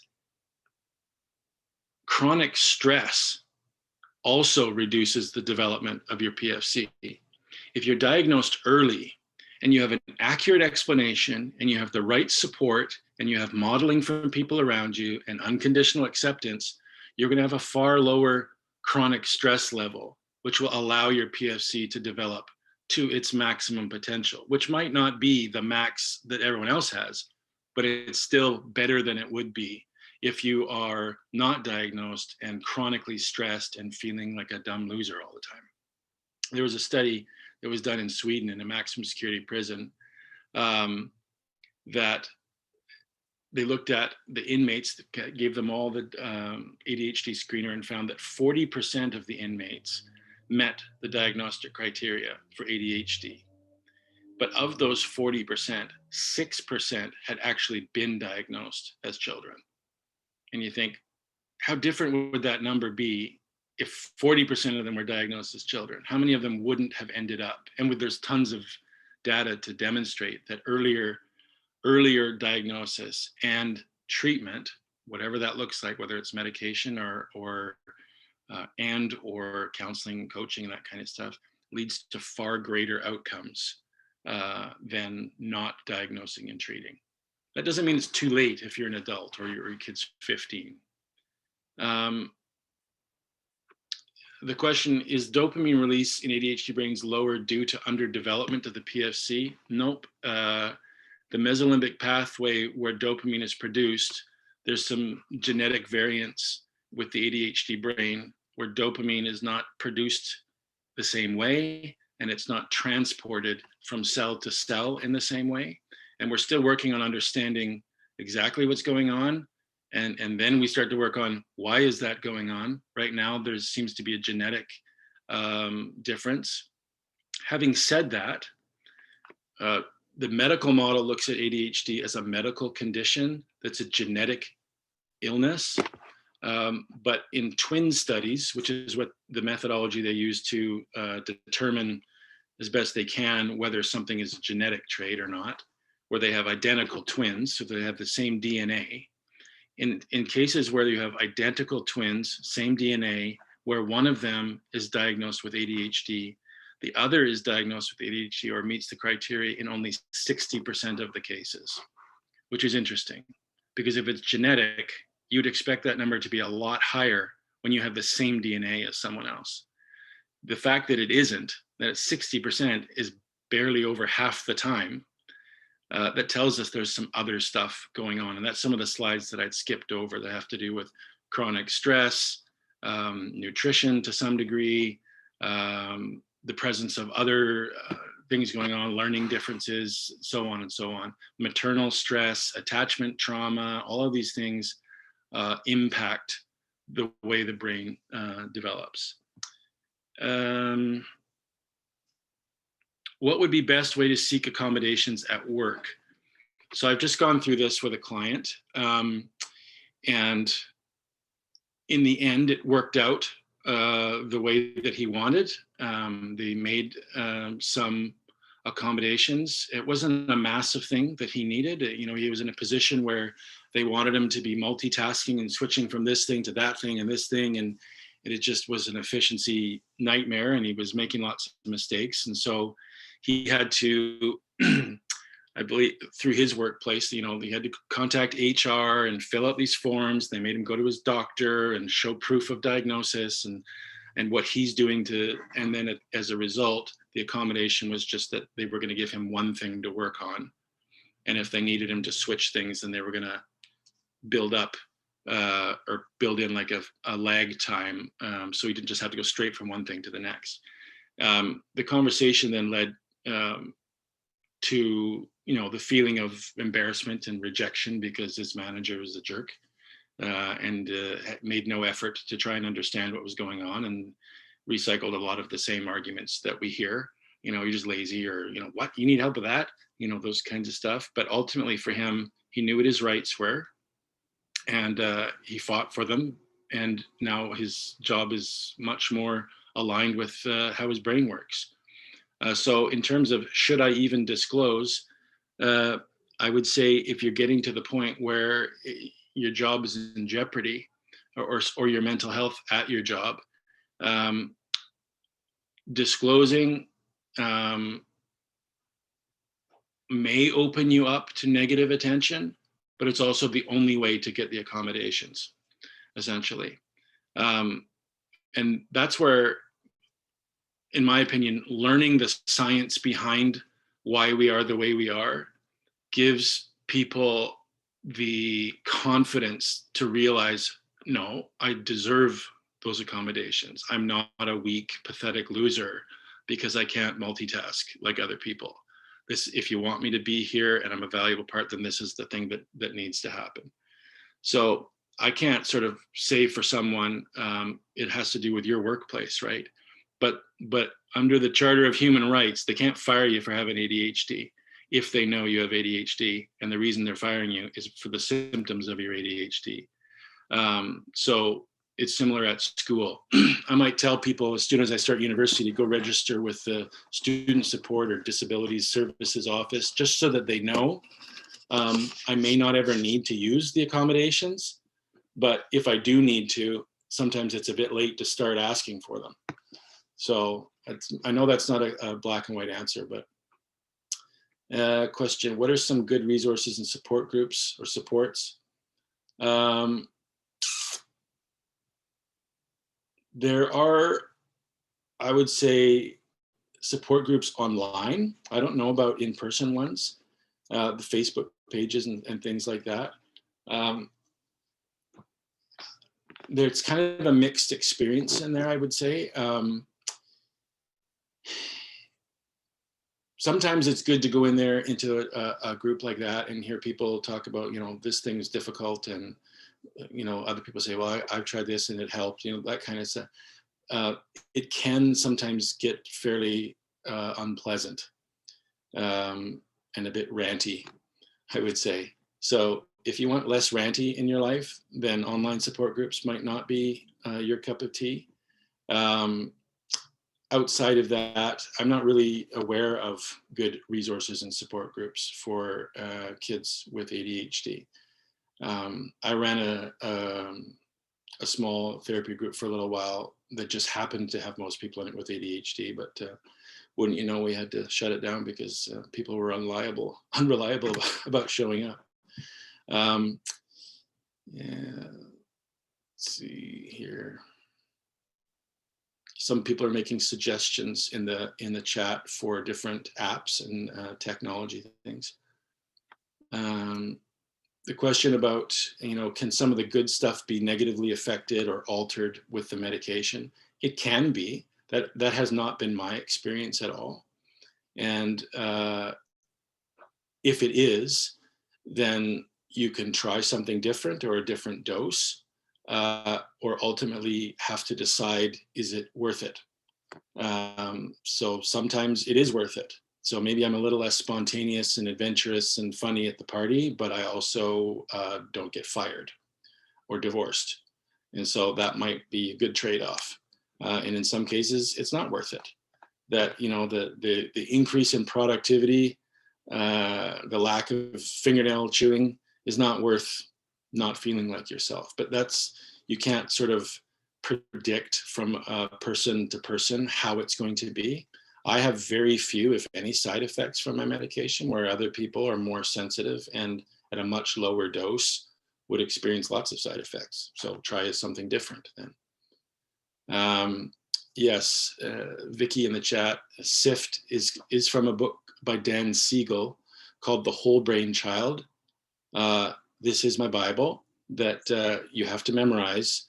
And if you do all the stuff in the book, things are going to go a lot better for you. I realize that's a broad statement, but it's still true. It's full of mindfulness activities and ways to understand and then explain to your child what's going on and to work on those skills that are struggling. Question regarding the optimal timeline for diagnosis. I only recommend, this is a teacher, I only recommend parents pursue assessment with a pediatrician a handful of times, but now I'm teaching kindergarten, so I know that some behaviors they will outgrow. But I have a few students this year whose symptoms are quite dramatic. Is it harmful to start medication earlier? No. No, there's no research that says it's harmful to start earlier. It would be harder to diagnose earlier because the gap between your ADHD 5-year-old and your typical 5-year-old, and unless it's an extreme case, is not going to be huge. But those same two kids, 3 years later, that gap starts to look like this. And by grade 9, it's like this. So it's good to get on the radar early and just pay attention, and ironically, and see how things are going, and not just looking at like the functional outcome. Do they manage to pull through it? But like, is this impairing other important parts of their life? It's not harmful to start earlier, but it can be harder to diagnose earlier. And because the child is basically incapable of self-monitoring at that age, they're not likely to give you subjective feedback like, yeah, I feel a lot calmer. They'll say, I don't notice anything, but their behavior might be very different. I've heard that if medication is going to work, you usually know very quickly. Yes. So stimulant medication works within half an hour of taking it. It doesn't take 6 weeks to build up in your system like an antidepressant would. if you take it and it works, that's how it's going to work for the most part. The only thing that might change over time is side effects. The rule with medication is you start low and go slow. So start with the minimum dose. And if that's not helpful, you bump it up by the minimum amount, and you just keep going until you find it like, okay, you know what, we're good. And that area of where we're good is if you were to look at an ADHD checklist, kind of like the one I showed you earlier, and your answers are not different than someone who doesn't have ADHD, which doesn't mean like everything's at a 0. It just means your mix of 0, 1s, and 2s, but you don't have a bunch of 3s and 4s anymore. So if that's where you're at on the medication is working. The medication, they're not happy pills. And I said to my wife, they're not Jesus pills. Like, they don't just make me into like a wonderful person who just loves everyone all the time. Like, I still get irritated and like impatient, but within a normal range, right? Do you recommend having a child or teen being diagnosed if they are in a place of really low self-esteem and being bullied? Scared as a parent to get the diagnosis because I'm afraid that she will think there's something wrong with her. She has major anxiety. Well, I think if that's the case, it might be helpful for her to watch something like this, to have that diagnosis reframed.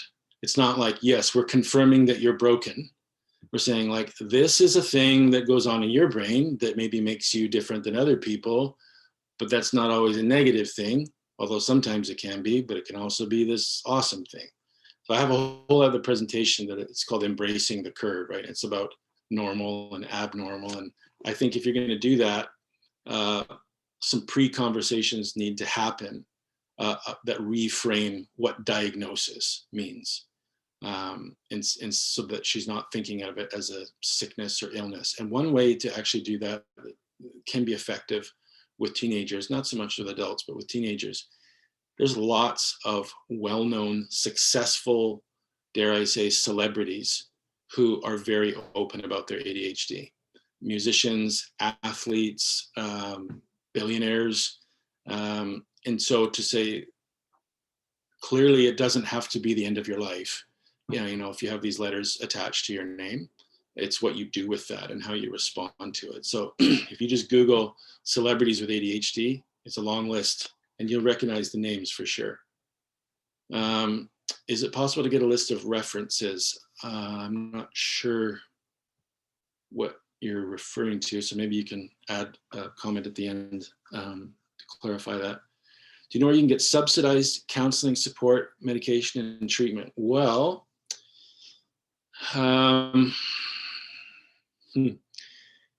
with child and youth mental health, you can get those things, but you're going to be waiting a long time if you live in Langley to get that support. It's different in different communities, but I know in Langley in particular, to access free counseling and support is probably about an 18-month wait list. Now, Langley Youth and Family Services, where I'm the manager out there, it's also free family counseling. It's not just for the kid. But our umbrella is a bit more narrow in that our mandate is to work with families where there are behavior issues. So often with ADHD, you are going to find that. And so probably 70% of my caseload there has been or ought to be diagnosed with ADHD. So if you're wondering whether you'd fit under that umbrella, if this is for your child, that is, if you go to lyfs.ca and click on the referral process, you can see the referral form there, and it will show this list of 20 areas where somebody might be having issues. And if you have enough 3s and 4s in those boxes, then you would just get a referral, typically from your family doctor or from a school counselor, and they would send it over, and then yes, you would get subsidized free counseling support. Not so much the medication, but the support as you go through that process and coaching. At least for me, not all the counselors there specialize in that. As far as adults, you're just looking at your basic adult mental health services, where the wait is less than it is for child and youth, but it's still not short. And it's not very long lasting either. You get X number of sessions, and when they're done, they're done. Any advice for teen girls and families to manage high school experiences with ADHD, peers, activities, homework, relationships? Well, that seems like 4 months worth of counseling appointments right there. That one question. Peers, activities, homework, relationships, self-talk, making good choices, anxiety, etc. I would recommend finding some good books. Now, I recognize that not everyone with ADHD loves to read. Audiobooks are your friend. There is a YouTube channel that has lots of followers, and it's called How to ADHD. And I'm sure she's got a dozen videos on each of those topics. It's made by ADHD for ADHD. So it's not just a boring person sitting there talking. I recommend that people, it sounds strange in some ways for me to recommend it, but there are certain Instagram accounts that I follow that are ADHD themed that are a great help. Not necessarily in a coaching, this is how you solve the problem way, but in a, oh, there's like lots of people like me way. One that I recommend to everybody is called ADHD meme therapy, MEME therapy, all one word. And it's friggin' hilarious for one thing, but so relatable for people. And I think that's why it's so successful is it's all with pictures and memes, but they're all ADHD. He puts an ADHD spin on them. And just to see that there's this big community out there of people who are all weird and quirky in similar ways, but sort of making light of it, and not in a self-deprecating way, but just aren't we weird kind of way. I recommend that for people of all ages, really. What kind of supports do I recommend for helping an 8-year-old get done what needs to do in a timely manner? We try timers, but he's constantly distracted by items around us. Eating breakfast can take a half an hour or more every morning. So streamlining the process as much as possible. And this is where sometimes it's difficult for parents because they feel like, am I enabling things? Am I slowing down development by like laying out everything that needs to go in the backpack? I would say you're not delaying, you're not enabling. In most cases. So err on the side of no, you're not enabling that. But so if he needs everything put in his backpack, if he has to run around the house to find everything to put in his backpack, that's not going to go well. So that might mean that you get up 10 minutes earlier for some pre-prep to put things in the best possible situation for success. And that might be a pain in the butt, but it's probably not as big a pain as having the mad scramble and argument every morning. This is also where that one item to-do list thing comes in, where I'm not going to say, go do this, this, and this. We can say, you have one thing to do the thing.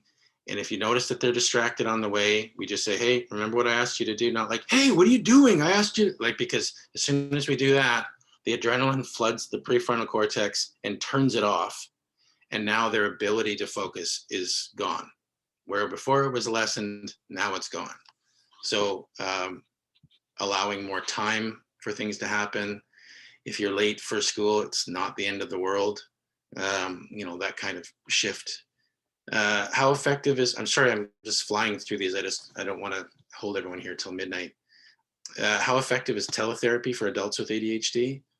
Well, I guess that depends on the person. Teletherapy generally is more difficult for people with ADHD just because you're on a screen and the whole wide world is on the other side of that screen. And so to focus while messages might be popping up on your screen can be difficult. But again, I'm about removing barriers. So if it requires a whole bunch of scheduling logistics to get in to see a counselor that probably aren't going to happen if your ADHD is getting in the way, then just meet online. It's better than nothing. I mentioned medication as trial and error. To find the ones that work best. In my experience of having to, is there one that's best to try first for a 10-year-old? Yeah, it really depends on what the presenting issues are, all sorts of different things. The sort of basic rule of thumb is you have the Ritalin family and the Dexedrine family. And the Ritalin family seems to be a little bit better fit for the hyperactive, impulsive presentation, and the Dexedrine, which is like Adderall and Vyvanse, they seem to be better for the inattentive side of things, but that's not a hard and fast rule. So yeah, you basically have to pick one and see how it goes. And if that family's not working, then maybe switch to the other side. Any tips for a kindergarten mom waiting for assessment? Things to watch for or write down that may be helpful to the doctors. If you have access to the form that you fill out, that's what you need to be looking at. Not focusing on like any one thing. Often when people are looking at lists of symptoms, they'll either focus on one thing and say, oh, I totally have it because I do this thing, or I don't think they have it because they don't do this thing. So we just have to keep in mind that we're looking for 6 out of the 9 here. Is it possible to get references? Somebody else asking.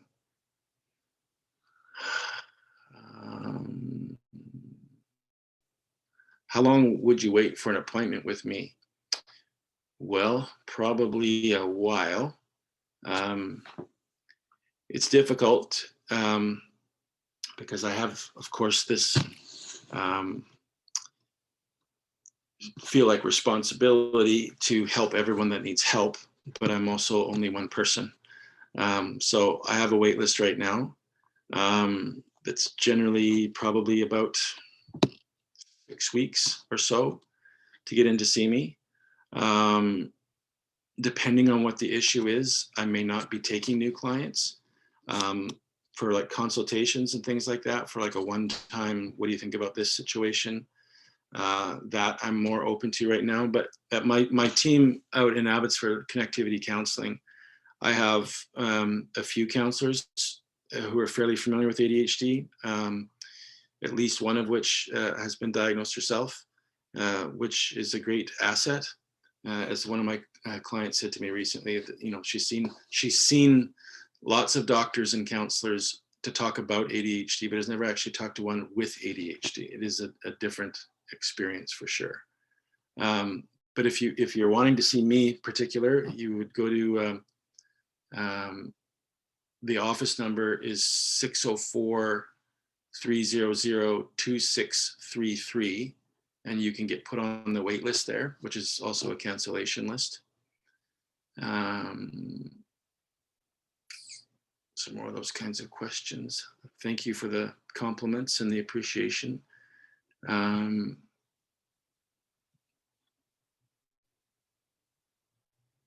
Just trying to scroll through. We're getting past the question part. There we go. We made it to the end. Yay. Oh, almost. One more. Suspected our girl has ADHD since she was 2. It's funny, right? Because some people are like, what? How can you tell with a 2-year-old? Sometimes you can just tell that there's something different, especially if they're not your first child. She's now 7, was diagnosed in the last month, beginning to wonder if our 4-year-old boy also has it, although he would have it less significantly or differently, probably. What can be done to support a small child who is too young for medication? Patience and simplifying things as much as possible. Supporting more than your friends and family think you probably should be. Because they'll think, what? He should be able to do that himself. Yeah, well, I know him and he can't.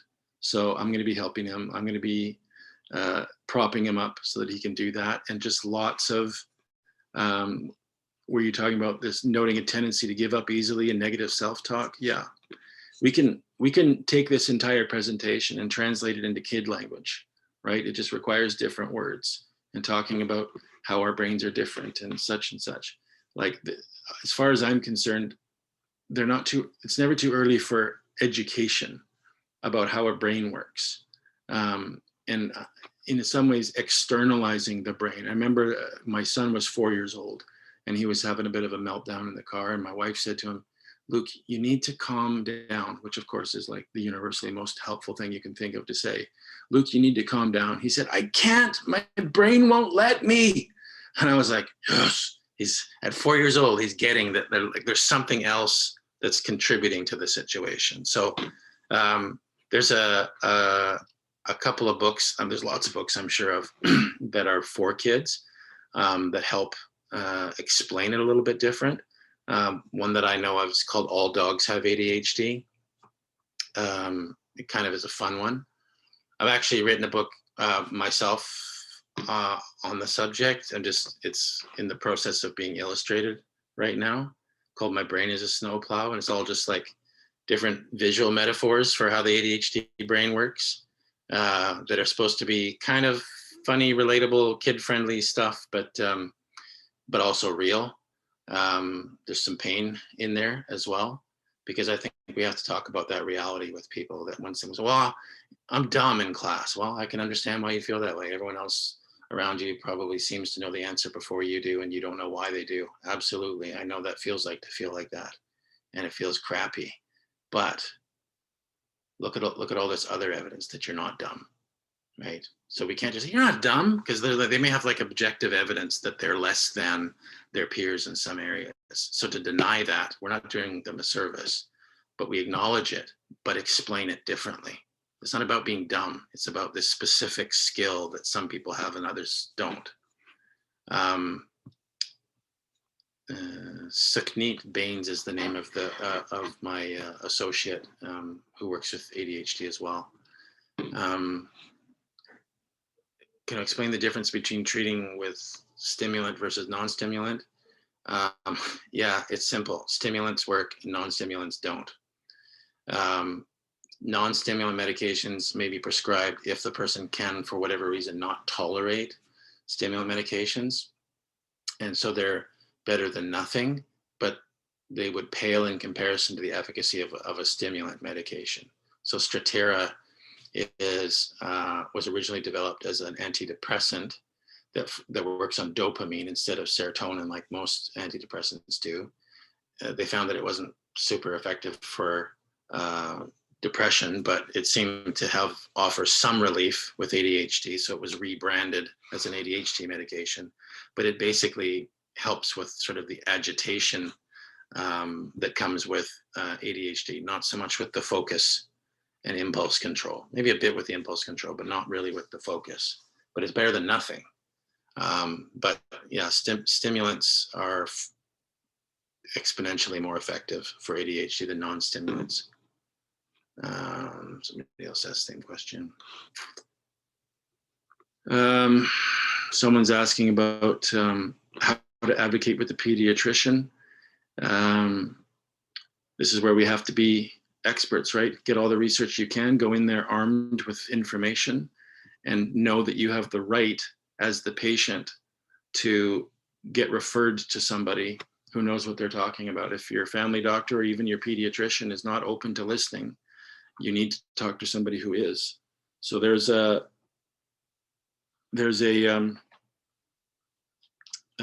sorry, I just got a text from Sukhneet. No, we're not going to answer that right now. Karen Bamber is a pediatrician in Langley who specializes in ADHD.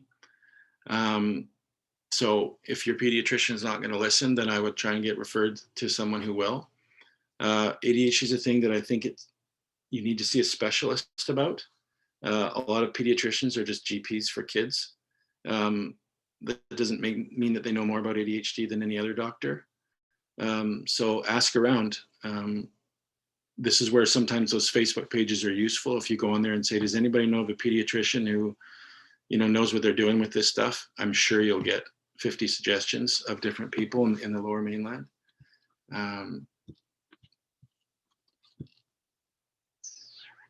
Okay. All right. I think that's about it. It's 9:15. Wow. Ted, that was amazing. You're a trooper, holy. Yeah, I could talk before. That's a lot of questions that you addressed, though. That's so awesome. Thank you very much. I will get that recording out. It should come out tomorrow and be emailed directly. If you don't get it and you want it, let me know. info@langleychildren.com. And but I'll try to send it out by the end of the day tomorrow. And thank you so much, Ted, for your time and your energy. clearly just looking at the comments, everyone loved it and loves you. So I appreciate you doing these presentations for our community. And thanks to everyone who called in as well, because you're doing great work for your kids and or your families that you work with. So thank you. Spread the message. You bet. Wonderful. Okay. Bye, Have a everybody. great night.